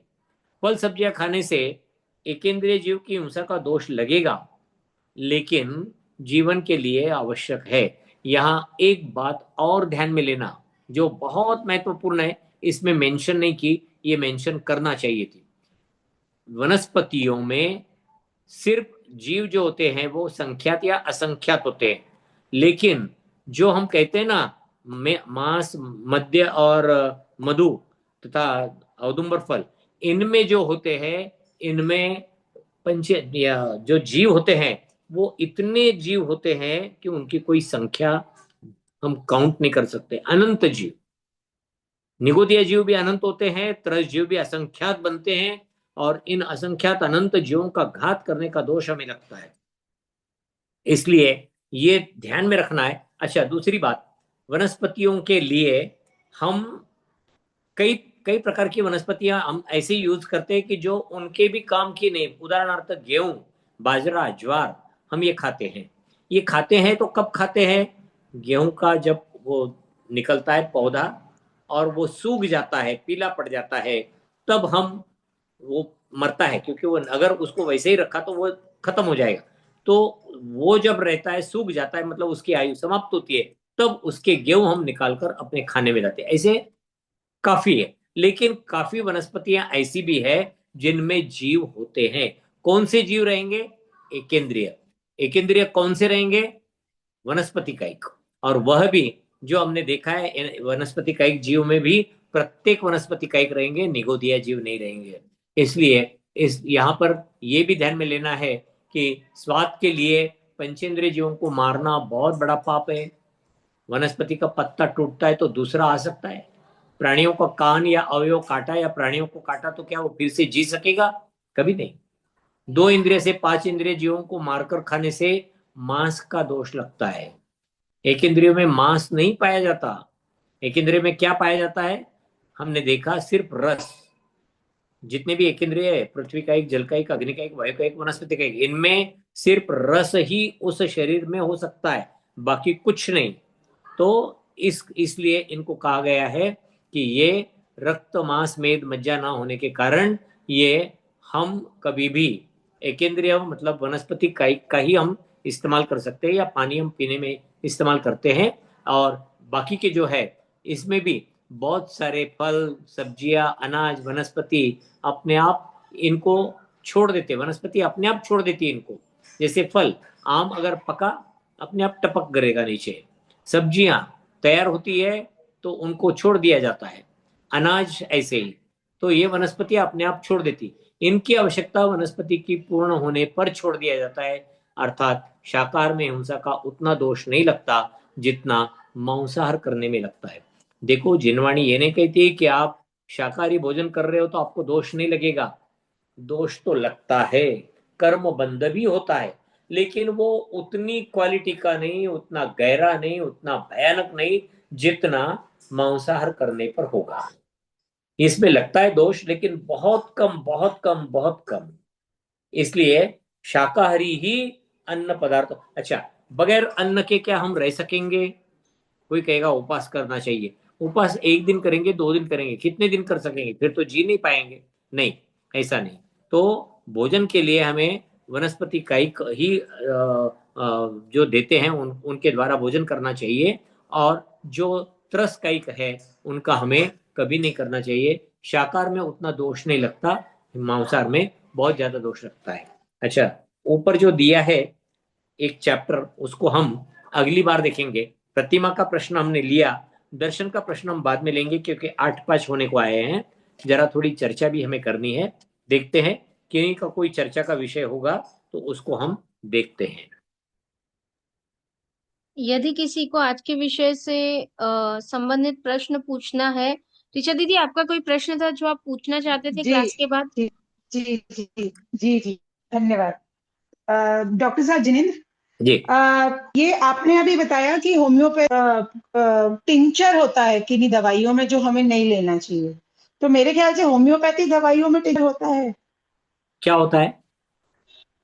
होम्योपैथी दवाइयां हमारे लिए भक्ष्य हैं, ले सकते हैं होम्योपैथी दवाइयां? देखो, मैंने जो सुना है वो यही सुना है कि होम्योपैथिक दवाइयों के लिए वो अल्कोहल इस्तेमाल करते हैं। टिंचर बनता है, टिंचर का अर्थ जी ही होता है अल्कोहल से बनाया गया। तो जी ये अगर बनता है अल्कोहल से तो इस्तेमाल नहीं कर सकेंगे। कुछ दवाइयां उनकी अगर बगैर अल्कोहल की बनती होंगी तो शायद वो इस्तेमाल कर सकेंगे, लेकिन कई होम्योपैथी की दवाइयां भी अशुद्ध हो सकती है, जरा संभाल कर इस्तेमाल करना। टिंचर, और उसमें बकरी का दूध यूज होता है गैस? बकरी के दूध में कोई दोष नहीं वैसे, अगर वो, अच्छा देखो, बकरी का दूध जो है वो निकाला और तुरंत इस्तेमाल में लिया तो की बात, रखकर फिर उसको इस्तेमाल किया तो दोष लगेगा। अब वो तो लगेगा ही, क्योंकि वो थोड़ी ना हमारे जैसा प्रासुक करेंगे और उसको मर्यादा में यूज करेंगे। नहीं, ये बहुत बड़ा प्रश्न है, उसको हम कुछ नहीं कर सकते, उसको कुछ नहीं कर सकते। लेनी लेकिन पड़ती हैं वो दवाइयां। लेकिन आचार्य श्री जो थे, आचार्य श्री कहते थे आयुर्वेदिक दवाइयां वो भी अपने सामने बनाकर ली हुई दवाइयों के जैसा शुद्ध औषध और कोई नहीं है। अच्छा, हाँ, आचार्य श्री कहते थे, आचार्य श्री ने मैं सख्त मैं मना किया। हाँ, एक एक चीज पूछना चाहती थी मैं आपसे कि आयुर्वेदिक दवाइयों में लूज मोशंस के लिए आप बता सकते हैं कोई दवाई जो बिल्कुल इंस्टेंट रिलीफ दे? दीदी देखो, मैं हूँ एलोपैथी का डॉक्टर, आप मुझसे हाँ, वो तो मुझे। मेडिसिन एलोपैथी के पूछ लीजिएगा, लेकिन आयुर्वेदिक के नहीं। लेकिन फिर भी मैं ये कहूंगा कि कुछ दवाइयाँ उसमें है जो आपको इससे लूज मोशन या पेट खराब रहने के कारण तकलीफ होती है तो कर ले सकते हो। शायद मैं आप एक काम करना, दीदी के पास आपका नंबर भेज देना ताकि मैं उस पर जी आपको जी कुछ भेज सकूं। ठीक है जी जी। जी। और डॉक्टर साहब, एक चीज, मेरा पहला प्रश्न ये था कि तीर्थंकर प्रकृति का बंध केवली और शुद्ध केवली के पादमूल में बनता है। तो देखो, जब महावीर स्वामी के जीव को मुनि महाराज के भाव में, जब दो मुनिराजों ने जब उनको संबोधन दिया था, जब वो मुनिराज बन गए थे, तो वो मुनिराज क्या शुद्ध केवली या केवली थे कि उनके पादमूल में उनको तीर्थंकर प्रकृति का बंध बन गया था? नहीं नहीं नहीं, ऐसा नहीं। देखो, ध्यान में ये रखना है कि जब तीर्थंकर भाव में अगर रहे तो पहले तीर्थंकर प्रकृति बांधनी पड़ेगी, फिर तीर्थंकर बनेंगे। तीर्थंकर प्रकृति बांधने के लिए अपने परिणाम अत्यंत विशुद्ध होना जरूरी है, और विशुद्ध परिणाम तब ही होते हैं जब साक्षात केवली भगवान हमारे सामने हो, जैसे समूह शरण में हो या उनका विहार हो रहा है उस समय हमने उनको देखा हो, या समूह शरण में फिर जाकर दर्शन किए हो उस समय। और श्रुत केवली, श्रुत केवली किसको कहते हैं? कई लोगों को श्रुत केवली का अर्थ मालूम नहीं है। श्रुत केवली जिनको द्वादशांग जिनवाणी का पूर्ण ज्ञान है, द्वादशांग जिनवाणी का अक्षरण अक्षर का पूर्ण ज्ञान है, जैसे आचार्य भद्रबाहु जी, वो श्रुत केवली थे। तो इनके पादमूल में, पादमूल का अर्थ होता है उनके सानिध्य में, तो इनका सानिध्य रहने पर ही अपने परिणाम विशुद्ध बनते हैं। जैसे देखो कि अभी हम स्वाध्याय कर रहे हैं, ये स्वाध्याय, और हम अगर साक्षात मुनि महाराज सामने बैठे हो और उनके सामने बैठकर हम कर रहे हैं, तो दोनों जगह की विशुद्धियों में बहुत बड़ा फर्क आएगा। मुनि महाराज के सामने बैठने के पश्चात कभी भी हमारा मन यहाँ वहां नहीं भटकेगा और ना ही मन में पाप के परिणाम कभी आएंगे, मतलब अत्यंत विशुद्ध परिणाम रहेंगे। क्यों? क्योंकि उनका सान्निध्य है, इसे कहते पादमूल। तो शुद्ध केवली और केवली भगवान, इनका पादमूल हमें मिलना जरूरी है। अच्छा, अंतर दोनों में क्या है, शुद्ध केवली और केवली भगवान में? केवली भगवान भी द्वादशांग जिनवाणी पूर्ण जानते, ये भी जानते, फिर दोनों के ज्ञान में और अंतर क्या? द्वादशांग जिनवाणी को जानने के पश्चात केवली भगवान विश्व के 6 द्रव्यों को और उनकी भूतकालीन अनंत पर्याय, वर्तमानकालीन पर्याय और भविष्यकालीन अनंत पर्याय, इन सबको युगपत जानते, युगपत, एक साथ। इसे कहते हैं केवल ज्ञान, अद्भुत ज्ञान, अद्भुत ज्ञान। वही अगर आप, जो हम कहते हैं श्रुत केवली है, तो उनके पास नहीं, उनके पास कोई पीछे का भाव का, अगले भाव का कोई संबंध, उनको कोई ज्ञान नहीं होता है उनको। हाँ, अवधि ज्ञान होगा, मन पर्याय ज्ञान होगा, वो ज्ञान अलग। लेकिन इनके ज्ञान में शुद्ध केवली बनने के पश्चात, पूर्ण द्वादशांग जिनवाणी का ज्ञान होने के पश्चात, क्या वे पूर्णतः इसके प्रति, मतलब जैसे केवली भगवान है वैसे जानेंगे क्या? नहीं, वो सिर्फ शास्त्र का ज्ञान रखेंगे, बाकी का ज्ञान नहीं होगा। ये फर्क दोनों में आता है। और इनके पादमूल में, इनके सान्निध्य में रहने पर हमारे अत्यंत विशुद्ध परिणाम होते हैं। उन विशुद्ध परिणामों के कारण ही हम तीर्थंकर प्रकृति बांधने योग्य अपने परिणाम रख सकते हैं। ठीक है? डॉक्टर साहब, जैसे एक महावीर स्वामी भगवान के ऊपर एक मूवी आई थी, उसमें ये बताया गया था कि महावीर स्वामी का जीव जब एक बार मुनिराज बना था, मुनिराज मुनि दीक्षा ली थी, तो उनको पहले ये बताइए, क्या ये एक, दिगंबर जैनों के द्वारा बनी थी? जी जी जी जी, हाँ हाँ, मतलब हाँ, वो हमारे प्रमाणिक समूह की हैं, चारू जी कैलिफोर्निया में, उन्होंने ही बनवाई थी ये मूवी। और ये वर्ल्ड वाइड रिलीज हुई थी। पूर्णमती माता जी का जब चातुर्मास हुआ था अहमदाबाद में, तब भी ये दिखाई गई थी पंडाल में।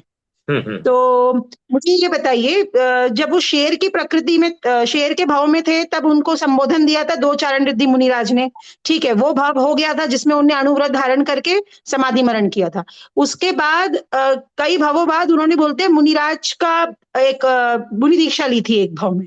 तो वो किसी मुनिराज ने उनको कुछ उपदेश दे रहे थे, वो ऐसे ही बैठे थे मुनिराज, तो उस समय बोलते हैं उनके भाव इतने विशुद्ध हुए थे कि उनको तीर्थंकर प्रकृति का बंध हो गया था। तो वो मुनिराज क्या शुद्ध केवली थे? होना ही चाहिए, उसके बिना नहीं। और हाँ, ये भी चतुर्थ काल में ही होना चाहिए, चौथे काल जी, के ही चतुर्थ बात। काल की बात महावीर हुई है, भगवान जी उस समय तो चौथे काल की बात, सवाल ही पैदा। जी। हाँ, मेरा बस यही प्रश्न था। जी जी, धन्यवाद। पंडित जी, बट इसमें तो ये बात पहले से ही आ गई थी ना, कि जब आदिनाथ भगवान का समोचरण लगा था, उसमें जब पूछा गया था कि क्या आपके परिवार में से आगे कोई तीर्थंकर बनेगा, तभी कहा था कि मरीचि का जीव बनेगा। तो वो तो सुनिश्चित ही था कि मरीचि का जीव जो आगे जाके महावीर स्वामी भगवान बने थे, तो उनको तो नहीं, तीर्थंकर बनना ही था। एक मिनट, एक मिनट, एक गड़बड़ी ये नहीं करना कि मारीची का जीव महावीर स्वामी तीर्थंकर बनेगा, ये नहीं कहा गया। नहीं मेरे नहीं, पढ़ने में मरीचि ऐसा का नहीं जीव है। हाँ, तीर्थंकर बनेगा ये कहा गया था। सिर्फ तीर्थंकर बनेंगे। हाँ, कितने हाँ, बनेंगे वो भी नहीं कितने बताया था। बनेंगे, कौन से बनेंगे, कहाँ बनेंगे, कब बनेंगे, ये कुछ नहीं बताया, हाँ। क्योंकि ये पुरुषार्थ पर निर्भर रहता है। हाँ, आगे। अगला प्रश्न है मंजली जी का। जी, उसके बाद है दिलीप जी और फिर मधु जी। जय जिनेन्द्र। जय जिनेन्द्र, जय जिनेन्द्र। अभी ये ऋचा दीदी लूज मोशन पर कुछ आयुर्वेदिक दवा पूछ रही थी क्या? वो कुछ समझ में नहीं आया मुझे। नहीं, तो अगर उनका कहना था कि लूज मोशन रुकने के लिए आयुर्वेदिक दवाओं का कुछ असर है क्या, और कौन सी दवाइयां हैं वो। मैंने कहा वो मैं आपको बाद में चर्चा करूंगा। आयुर्वेदिक तो ना, पता नहीं मुझे, लेकिन जो अपना जो दादी माँ का बटवा रहता है, हाँ उसमें बहुत सारी दवाइयां हैं लूज मोशन पर। जी, आप उनको जरूर भेज दीजिएगा, जरूर भेज दीजिएगा। अच्छा, आप दीदी के पास भेजो, दीदी पूरे ग्रुप पर उसको एंट्री करा देगी। जी ठीक है जी पंडित जी। जी जी जी, जरूर जरूर। दिलीप जी आपका प्रश्न। हाँ, दूसरा प्रश्न है, अ, फूल फूल भी एक केंद्रीय जीव है और फल भी एक केंद्रीय जीव है। तो पेड़ से जब हम फूल तोड़ते हैं तो क्या वो सचित रहता है और फल भी सचित रहता है तोड़ने के बाद? पहले शब्द का अर्थ ध्यान में ले, सचित्त मतलब क्या? जीव सचित, सहित। जीव सहित। तो हमने हाँ पहले कह दिया कि जो एक फल लिया हमने, उसमें भी असंख्यात जीव है, हाँ वनस्पति कायिक। क्योंकि हाँ वनस्पति को ही जिन्होंने अपना शरीर बना लिया उनको कहते हैं वनस्पति कायिक। वो वनस्पति कायिक असंख्यात है। फूल में भी असंख्यात वनस्पति कायिक जीव है। लेकिन फूल की और एक बात ध्यान में रखना, हमारे यहाँ फूल खाने के लिए मना है। क्यों आजकल? क्योंकि फूल के अंदर त्रस्कैक उड़ने वाले जीव रहते हैं। आपको अच्छी तरह से देख लेना, कोई भी फूल आज के काल में, आजकल आजकल के जमाने में हमें उसके भीतर कीटक रहित फूल नहीं मिलेगा। कीटक मिलेंगे ही मिलेंगे। इसलिए फूल जो है वो कभी भी हम इस्तेमाल नहीं करते।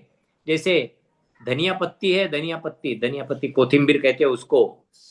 वो अगर धनिया पत्ती को फूल आने लगे तो फूल वाली धनिया पत्ती हम नहीं खाएंगे, ये ध्यान में रखना।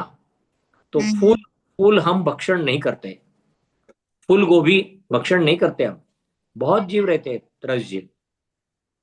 तो इसके साथ में सचित्त का मतलब ये होता है कि वो संख्या उनकी कितनी है उसके आधार पर उनको भक्ष या अभक्ष कहना। क्योंकि देखो, ऐसा हमारे खाने में बहुत कम पदार्थ है कि जो पूर्णता अचित्त है। नहीं, अचित्त पदार्थ नहीं होते हमारे सभी के सभी। कुछ है चित्त, सचित्त पदार्थ है, लेकिन उनको अचित्त करने की विधि है। उस विधि से अचित्त कर कर त्यागी खाते हैं, प्रतिमाधारी खाते हैं, और श्रावकों को भी उसका ध्यान रखना चाहिए। जैसे किसी भी त्यागी को सीधा फल का टुकड़ा, आम का टुकड़ा, केले का टुकड़ा सीधा मत खिलाइए, मना किया गया है। मुझे अच्छी तरह से याद है, स्वर्गीय पंडित रतनलाल जी बैनाडा साहब बोलते थे, आप फल के टुकड़े मुनियों को मत खिलाओ, त्यागियों को मत खिलाओ। फिर क्या करो? अचित्त करो। कैसे करो? उन फलों की सब्जी बनाओ, उन टुकड़ों की सब्जी बनाओ, या फिर रस निकाला तो रस को अच्छी तरह से बेल लो। अचित्त हो गया, अब दो।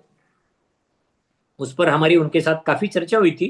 उन्होंने अच्छी तरह से समझाया था कि ये सचित्त और अचित्त का जो है ये एक बहुत बड़ा विषय है।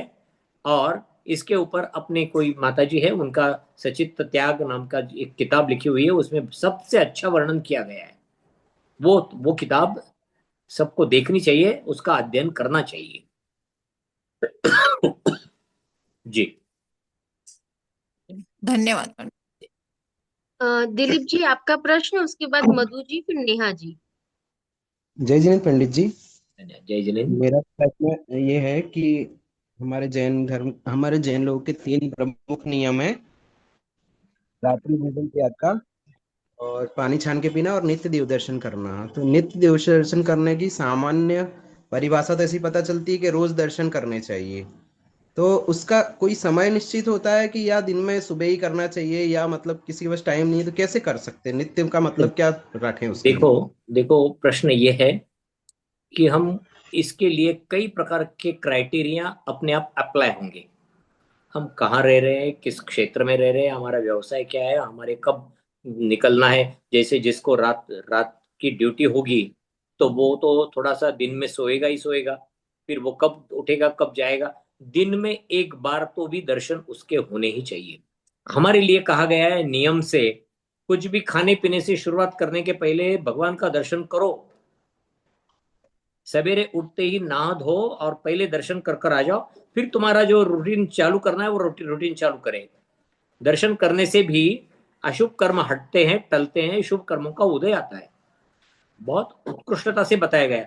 इन सभी बातों को ध्यान में रखकर हमें क्या करना है, जो समय सवेरे का होगा, उठते ही नहा धोकर तैयार होकर पहले दर्शन कर कर आ जाए, फिर अपना काम बाकी चालू करें। जरूरी है वो। अपने काम तो थोड़ी रुकने वाले, काम तो सब करने ही पड़ेंगे, वो तो चुकते नहीं किसी को। लेकिन वो करने से पहले अगर हमने दर्शन किए तो सभी बातों में अनुकूलता इजीली प्राप्त होगी, पुण्योदय रहेगा हर बात में। इसलिए दर्शन को कभी चुकाना नहीं है। दर्शन, नित्य देव दर्शन, ये हमारे लिए पहले नंबर का क्राइटेरिया, तभी जैन, उसके बिना जैन नहीं। और फिर आप कह सकते हो पानी छान कर पीना और जो रात्रि भोजन त्याग, ये सब उसके साथ में आएंगे ही आएंगे, उसमें कोई दिक्कत नहीं है। ठीक। अच्छा, किसी को अगर पॉसिबल नहीं है कि सवेरे सवेरे मुझे नहीं पॉसिबल होता, मैं शाम को जाऊं, कोई दिक्कत नहीं, शाम को जाइए। लेकिन सवेरे उठने के बाद 9 बार नमोकार मंत्र मन में उनका दर्शन करना, मन में दर्शन करना, नमोकार मंत्र लेना, ये तो काम कर सकते हो आप, वो काम करिए और फिर काम को लगिए, कोई दिक्कत नहीं। कई जगह पर बहुत दूर दूर है, जैसे अमेरिका में हम देखते हैं उनके मंदिर बहुत दूर है, 200-200 किलोमीटर दूर है, कैसे जाएंगे वो लोग? रोजाना पॉसिबल है क्या? नहीं पॉसिबल होता। क्या करें? अपने घर में जिनवाणी सामने रखे और जिनवाणी के सामने बैठकर दर्शन करे, पूजन करे और जाप देकर फिर अपना अपना काम प्रारंभ करे। देव शास्त्र गुरु इक्वल माने गए वैसे यहाँ पर। जी, ले सकते हैं। ठीक, धन्यवाद। जी जी। मधु जी आपका प्रश्न, फिर नेहा जी का। जय जिनेंद्र डॉक्टर साहब, मेरा प्रश्न ये है कि एलोपैथिक दवाइयों में भी काफी हिंसा वाली चीजें होती हैं, बहुत ज्यादा। तो हमको कैसे पता लगेगा कि हमको ये दवाई लेनी चाहिए या नहीं? आपको पता नहीं लगेगा, लेकिन सामान्यतः ये सबको मालूम है, कैप्सूल की गोलियां मत लीजिएगा, सबको मालूम है। हाँ, कुछ कुछ दवाइयां हैं उसमें लिखा हुआ रहता है अल्कोहल है कर कर, वो दवाइयां अवॉइड करिए, पतली दवाइयां। इसीलिए पतली दवाइयां बहुत सारी हमारी बहनें लेती नहीं है। पतली दवाइयों के बजाय गोलियां मिलती है, वो गोलियां दीजिएगा उनको, टैबलेट्स फॉर्म में आती है वो दीजिएगा उनको। अच्छा, टैबलेट्स नहीं, भी जैसे कौन सी? डॉक्टर की दी हुई प्रिस्क्रिप्शन वाली जो दवाइयां होती है। नहीं, प्रिस्क्रिप्शन वाली दवाइयां अगर होंगी तो वो आपको लेनी पड़ती है, तो फिर आप उनसे, डॉक्टर से ही पहले बोल दीजिएगा कि डॉक्टर जिस टैबलेट में नॉनवेज का उत्पादन होगा वो टैबलेट हमें मत लिखिए, मैं जैन हूँ, सीधा डट के बोलिए। कोई हाँ, कोई डरने की बात नहीं। आजकल इन बातों का बहुत रिस्पेक्ट किया जाता है, तो आप डट कर बोलिए कि मैं जैन हूँ, प्योर वेजिटेरियन हूँ, मुझे नॉनवेज होंगी ऐसी दवाइयाँ कृपया मत लिख कर दीजिए। और ध्यान में ये रखना, जो नॉनवेज दवाइयाँ होती है उनके ऊपर आजकल ब्राउन मार्क आता है, उसको देखकर ही कैप्सूल, जो पर्टिकुलरली विटामिन या आदि बाकी की जो कैप्सूल्स है उनको देखकर ही आप ग्रहण करें, डायरेक्ट ग्रहण मत करिए। जी, ओके जी, ठीक, थैंक यू। नेहा जी आपका प्रश्न। जय जिनेंद्र पंडित जी। जय जिनेंद्र। मुझे ये पूछना था कि जैसे जो फूल वगैरह रहते हैं वो सुखाकर यूज कर लेते हैं क्या? जैसे गुलाब की पत्तियों का गुलकंद वगैरह बनता है तो वो खाने लायक है कि देखो, नहीं है? नहीं, एक बात पक्की ध्यान में रखना है कि आपको गुलकंद बनाना है, वैसे गुलकंद अगर कुछ दिनों का हो गया तो अभक्ष्य बन जाता है, उसमें त्रसजीवों की उत्पत्ति होने लगती है। हाँ जी।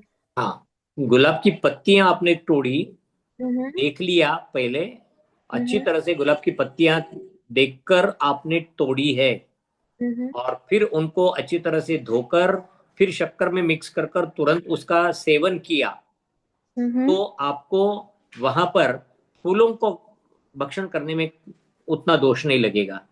जितने फूल के पंखुड़ी में वनस्पति का एक एकेंद्रीय जीव रहेंगे उतने ही उनका एक दोष लगेगा, उसमें तो कोई दिक्कत नहीं, वो तो होता ही है। वो तो हम भिंडी भी खाए या गिलकी भी खाए या तुरई भी खाए तो भी होगा, हम एक सेब खाए तो भी होगा, उसमें कोई दिक्कत नहीं है। लेकिन मतलब मार्केट से यदि सूखे पत्ते लेकर आते हैं तो उसमें दोष रहता है, क्योंकि उसमें हमने तो नहीं शोधन किया। देखो, शोधन करे बिना तो आप मत करिए। मार्केट नहीं, की जो भी मतलब चीजें मार्केट के अगर सूखे, फिर हम सूखे पत्तों का शोधन कर लेते हैं, लेकिन वो सुखाने के टाइम पर उन्होंने क्या प्रोसेस लिया वो हमको नहीं मालूम रहता।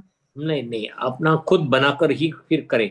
मार्केट का गुलकंद खाने के लिए अनुमति बिल्कुल नहीं, अभक्ष्य है। नहीं, सिर्फ पत्तियां लाने के लिए बोले, ड्राई पत्तियां। पत्तियां ला सकते हैं। आप देखो, एक एक पत्ती अच्छी तरह से देख कर लो पूरी तरह से, और फिर उसका बनाइए, कोई दिक्कत नहीं है। और मेरा दूसरा प्रश्न था कि जैसे कि नींबू और नींबू के रस में शक्कर मिलाकर जो सुखा लिया जाता है, हाँ, तो जिनका अचार मुरब्बे का त्याग रहता है, तो वो सूखे पाउडर को यूज कर सकते हैं क्या, वो देखो, शिकंजी नींबू और पाउडर का? शक्कर की सूखी पाउडर बनाकर रख ली तो हम्म उसमें ज्यों की उत्पत्ति नहीं होती जैसे अचार में होती है। हम्म। तरह ज्यों की उत्पत्ति अचार में होती है, नींबू शक्कर की पाउडर में नहीं होगी। वो आप इस्तेमाल कर सकते हो।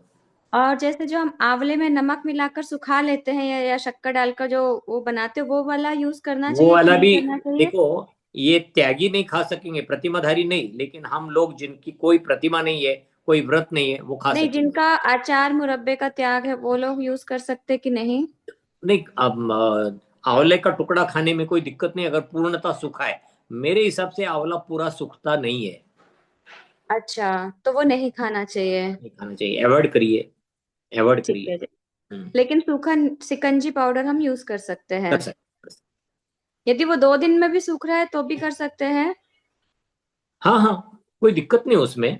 अच्छी तरह से सुखाकर आपने पैक बंद भरकर रख दी है, तो आप हम्म उसको इस्तेमाल कर सकते हैं। जब तक उसकी मर्यादा है तब तक इस्तेमाल कर सकते हैं। कितनी मर्यादा होगी, अब ये सूखा रहने के कारण 10 दिन 15 दिन, उसकी महीना भर उसकी मर्यादा अपन कर सकते हो। उसके बारे में ग्रंथों में लिखा हुआ नहीं मिलता। और यदि उसको शक्कर फॉर्म में ही रखें या बुरा मतलब जैसा रहता है अपन जो उसमें, और जब जरूरत तो थोड़ा थोड़ा पीसेंगे, तो वो उसका मर्यादा बराबर रहता रहेगा क्या, कि वो नहीं, पाउडर पाउडर रूप में ना बना, मर्यादा ज्यादा। मतलब पाउडर जैसे कि, रूप में पाउडर रूप में मर्यादा ज्यादा, लिक्विड रूप में मर्यादा 24 घंटा। अच्छा, तो मतलब उसमें भी 10-15 दिन का ही रहेगा। मतलब हम जो बोलते हैं कि ज्यादा दिन के लिए बोलते हैं ना, विंटर में सुखा कर रख लिया, समर में यूज करना, तो वो नहीं यूज कर कर सकते सकते, हैं? नहीं कर सकते। उसको आपको सुखाकर पाउडर बना ही लेनी पड़ेगी पूरी। क्योंकि पाउडर की भी मर्यादा आप बोले 10-15 दिन की ही देखो, रहेगी। पाउडर में भी जीव उत्पन्न होते हैं, इसलिए मर्यादा आती है। हम्म। जी धन्यवाद। सबसे अच्छा है कि ताजा बनाओ, ताजा पियो। नहीं नहीं, वो तो बेस्ट बहुत है, कठिन, बहुत लेकिन कठिन है। मिलता नहीं, गर्मी के दिनों में नींबू मिलते नहीं। हाँ, इसीलिए पूछने का था और कि, उन्हीं दिनों में नींबू की सबसे ज्यादा आवश्यकता होती है। हाँ इसीलिए हमने सोचा कि अभी जैसे नींबू इस समय आते हैं, तो वो हाँ, बनाकर रखने में यूज कर सकते हैं कि नहीं कर सकते हैं? देखो, जैसे अचार बनाया, मुरब्बा बनाया, अचार हम्म मुरब्बा एक ठराविक छोड़ कालावधि दो, के क्यों बाद खाना है? मना है। आज क्यों हम्म। लेने जीवन में? लाइट नहीं, चेंज वो करो। हमारा त्याग है, इसीलिए हमने बोला कि नहीं ये। नहीं, वैसे ही नींबू के रस में शक्कर हम्म मिलाकर आपने बनाकर रख दिया हम्म। तो वो उसी कोटि में आएगा। नहीं, गीला नहीं, उसको सुखा कर रखा। हाँ, सुखा कर रखा तो कोई दिक्कत नहीं है, लेकिन उसकी मर्यादा कितनी, ये मेरे पढ़ने में नहीं आया। अच्छा जी। तो हाँ, पहले कभी ऐसा होता ही नहीं था, पहले कभी तो इसीलिए। कई प्रश्नों के उत्तर ग्रंथों में, जिनवाणी में नहीं मिलते। हमें विवेक से लगाना है उसका उत्तर, बस खत्म। और एक और पूछना था, जैसे छने पानी की मर्यादा है जिनकी, कि छना पानी पीते हैं तो गर्म करने पर पानी की मर्यादा बढ़ जाती है। तो मुझे एक ये मालूम है कि गुनगुना पानी 6 घंटे का होता है और उबला पानी 24 घंटे का। कोई कोई बीच में बोलते हैं कि 12 घंटे का भी होता है। तो नहीं नहीं, 6 घंटे तक का ही दिया है, वो भी 58 डिग्री सेंटीग्रेड तक हो जाए तो। ये तो कोई गिनता नहीं है, साधारण गर्म हो जाए पानी जो हम्म हमें चटका दे सकता है, तो हम्म। वो आपको 6 घंटे तक ठंडा होने तक आप पी सकते हो। और बेहतर अच्छा है उबला हुआ पानी 24 घंटा। अच्छा, मतलब बीच में जो बोलते तेज गरम करके 12 घंटा, वैसा कुछ भी नहीं है? नहीं नहीं नहीं, या तो 6 घंटा या तो 24 घंटा, बीच का मेरे पढ़ने में कहीं पर आया नहीं। अच्छा जी। नहीं, वो बीच में लोग बोलते हैं, इसलिए हम मेरा उसका भी नियम है छने पानी का।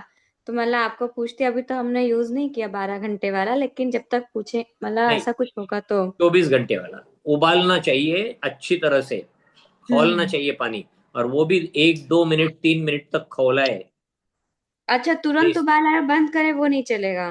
हाँ हाँ, फिर से हाँ, उबाल आई और हमने बंद कर देते हैं तो वो नहीं चलता, मतलब नहीं पहले नहीं 1-2 नहीं, मिनट अच्छा उबाल उबलना आया ना चाहिए। तो उबाल आने दो। 1 मिनट तक, कम से कम 1 मिनट। 1 मिनट बहुत लंबा होता है। 60 सेकंड। हम्म। 60 करेक्ट। सेकंड काफी लंबा पीरियड है। और वो हम्म। उबाल आने के बाद ढका हुआ चाहिए, पानी ढका हुआ चाहिए उबलते समय। पक्का ध्यान रखो, खुला पानी उबालना नहीं। अच्छा, हम्म। ये क्यों? तो मुझे नहीं मालूम था। क्यों नहीं उबालना? आप बताइए। पानी की भाप से उड़ने वाले जीव उसमें पड़ सकते हैं। अच्छा। आपके ध्यान में आया? हाँ हाँ, तो बाबा ऐसे में नहीं। हमको कोई भी खाना फिर हमको ढक कर ही पकाना चाहिए। क्या? सब्जी, दाल जो हम पकाते हैं तो हाँ, हमको ढक कर ही पकाना चाहिए। देखो, काम तो यही बनता है और बताया भी गया है। जब तक पानी नहीं उबालते, उबालते उबालते समय आप ढक्कन नहीं रखते तो उसका टेम्परेचर भी नहीं बढ़ता है। जैसे कुकर में देखो आप, जल्दी टेम्परेचर बढ़ता है तो जल्दी हो जाता है, लेकिन कुकर का नहीं खाना, ठीक है। लेकिन हम्म। यहाँ पर पानी उबालने के लिए जो हम्म। उबाल आता है, वो उबाल पानी का मतलब बर्तन को ढकने के कारण अंदर भाप जो बनती है उसका pressure, pressure that that pressure is increasing the boiling point. Hmm. Boiling point अगर बढ़ेगा तो हम्म। डेफिनेटली वो प्रासुक ज्यादा देर तक रहता है, 24 घंटे की मर्यादा आ जाती है। अच्छा जी। और उसको ठंडा करने के लिए तो हम उसको खुला छोड़ सकते हैं ना, मतलब खुला कर कर ठंडा फिर।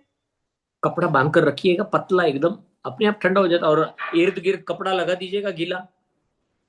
अच्छा, हाँ, गीला कपड़ा लगाया तो बिल्कुल ठंडा हो जाएगा, कोई प्रॉब्लम नहीं आता। मतलब क्योंकि अब उबालने पर जैसे अब जीव गर्मी आ के दिन, सकते हैं तो हाँ, ठंडा अब करने गर्मी में भी जीव आ गर्मी के सकते दिन हैं। आएंगे। हम ऐसा ही हम्म। करते हैं।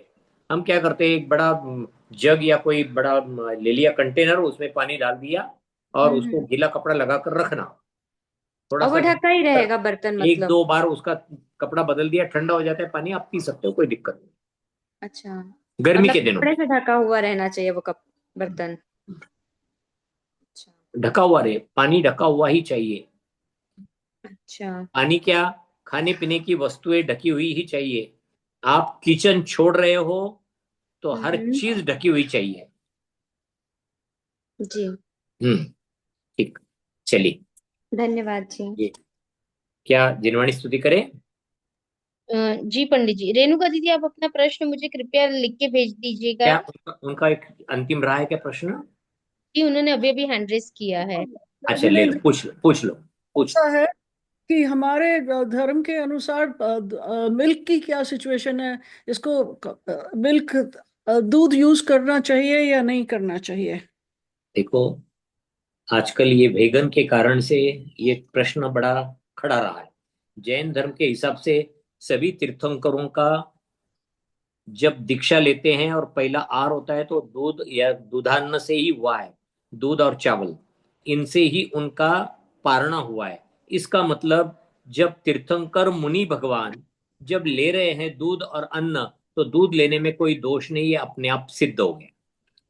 दूसरी बात, जब दूध निकाला, निकालने के पश्चात तुरंत 48 मिनट के भीतर उसको तपा लिया तो 24 घंटे की उसकी मर्यादा है, कोई प्रॉब्लम नहीं। जी। जब आपने दूध निकाला और उसको एग्जामिन किया माइक्रोस्कोप के नीचे, तो गाय के थन से जब दूध आता है तो गाय के थन की जो सेल्स है वो उसमें हम्म। मिलती है क्या? नहीं मिलती।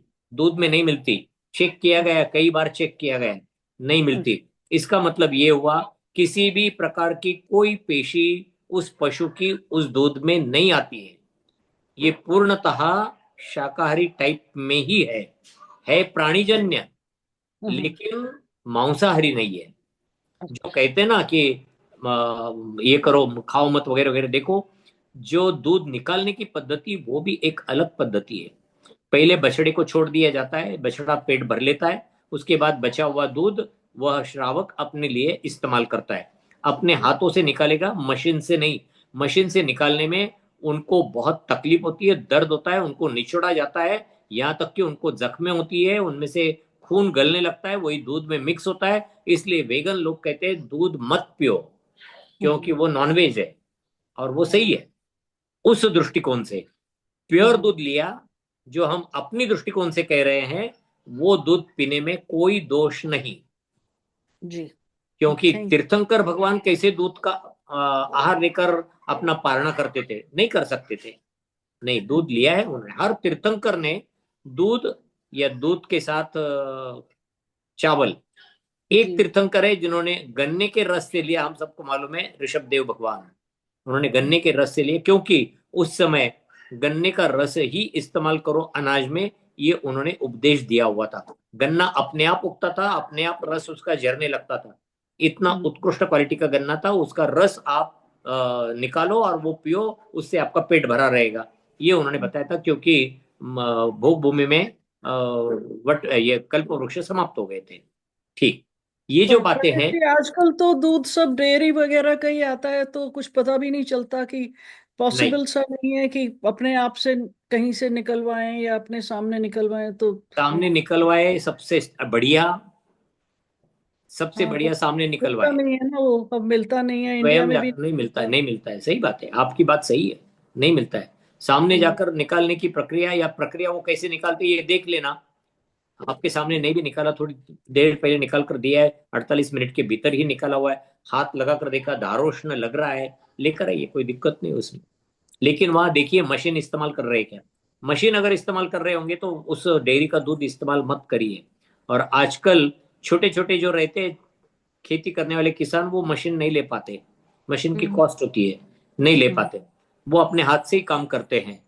तो वो हाथ से निकाला हुआ दूध, उसमें खून वगैरह नहीं आता है, क्योंकि किसान भी उन प्राणियों को अपने बेटों जैसा, बेटे बेटियों जैसा प्यार करता है, वो उनकी पूरी निगरानी करता है। लेकिन मशीन लगाकर करने वाले, व्यावसायिक रूप में करने वाले लोग जो है वो क्रूर है, वो नहीं करते, वो कुछ ध्यान नहीं रखते। और डेयरी में अक्सर ऐसे ही डेयरी वालों का ज्यादा आता है, उनको जरा थोड़ा सा अच्छी तरह से छोड़ दीजिएगा। ठीक है। थैंक यू, धन्यवाद। आइए जिनवाणी स्तुति करते हैं। इसके बाद भी कई कुछ शंका या चर्चा का विषय रहा, जरूर आप भेज दीजिएगा, दीदी के पास चर्चा करेंगे। जावाणी के ज्ञान से सुखिए लोकालोक, सोवाणी मस्तक नमो सदा देत हूँ धोख। हे जिनवाणी भारती, तो ही जपो दिन रैन, जो तेरे शरणा गए, सो पावे सुख चैन। सभी को बाद में कायत्सर्प करना है। जो भी सही कहा गया है जिनवाणी का समझकर ग्रहण करना, गलतियां होगी मुझे बताना, ताकि मैं अपनी धारणा ठीक कर लूं। जय जिनेन्द्र, सबको जय जिनेन्द्र। यदि कोई जाने अनजाने भूल चूक हुई हो तो उत्तम क्षमा। आप सभी के लिए एक इम्पोर्टेंट सूचना है। कल आप लोगों के लिए एक गूगल फॉर्म रिलीज किया जाएगा। उसे प्लीज आप सब हो सके तो भरने का प्रयास कीजिएगा और उसमें अपने अपने ओपिनियंस भी दीजिएगा। वहां पे एक दिया जाएगा। हम अपनी पाठशाला का विस्तार कर रहे हैं, तो हम लोगों को काफी अच्छी संख्या में टीचर्स चाहिए रहेंगे। तो आप सभी से मेरा अनुरोध है कि आप यहाँ पे जो भी ज्ञान अर्जित करते हैं उसे आने वाली पीढ़ी को देंगे तो बहुत अच्छा रहेगा। आपका ये सहयोग हमारे लिए बहुत महत्वपूर्ण है। तो आप सभी से मेरा अनुरोध है कि अपनी अपनी तरफ से प्लीज फॉर्म फिल करके पाठशाला को बड़ा करने में और धर्म के संस्कार को आगे बढ़ाने में हमारी सहायता करें। इसी के साथ जय जिनेन्द्र। जय जिनेन्द्र। सभी को।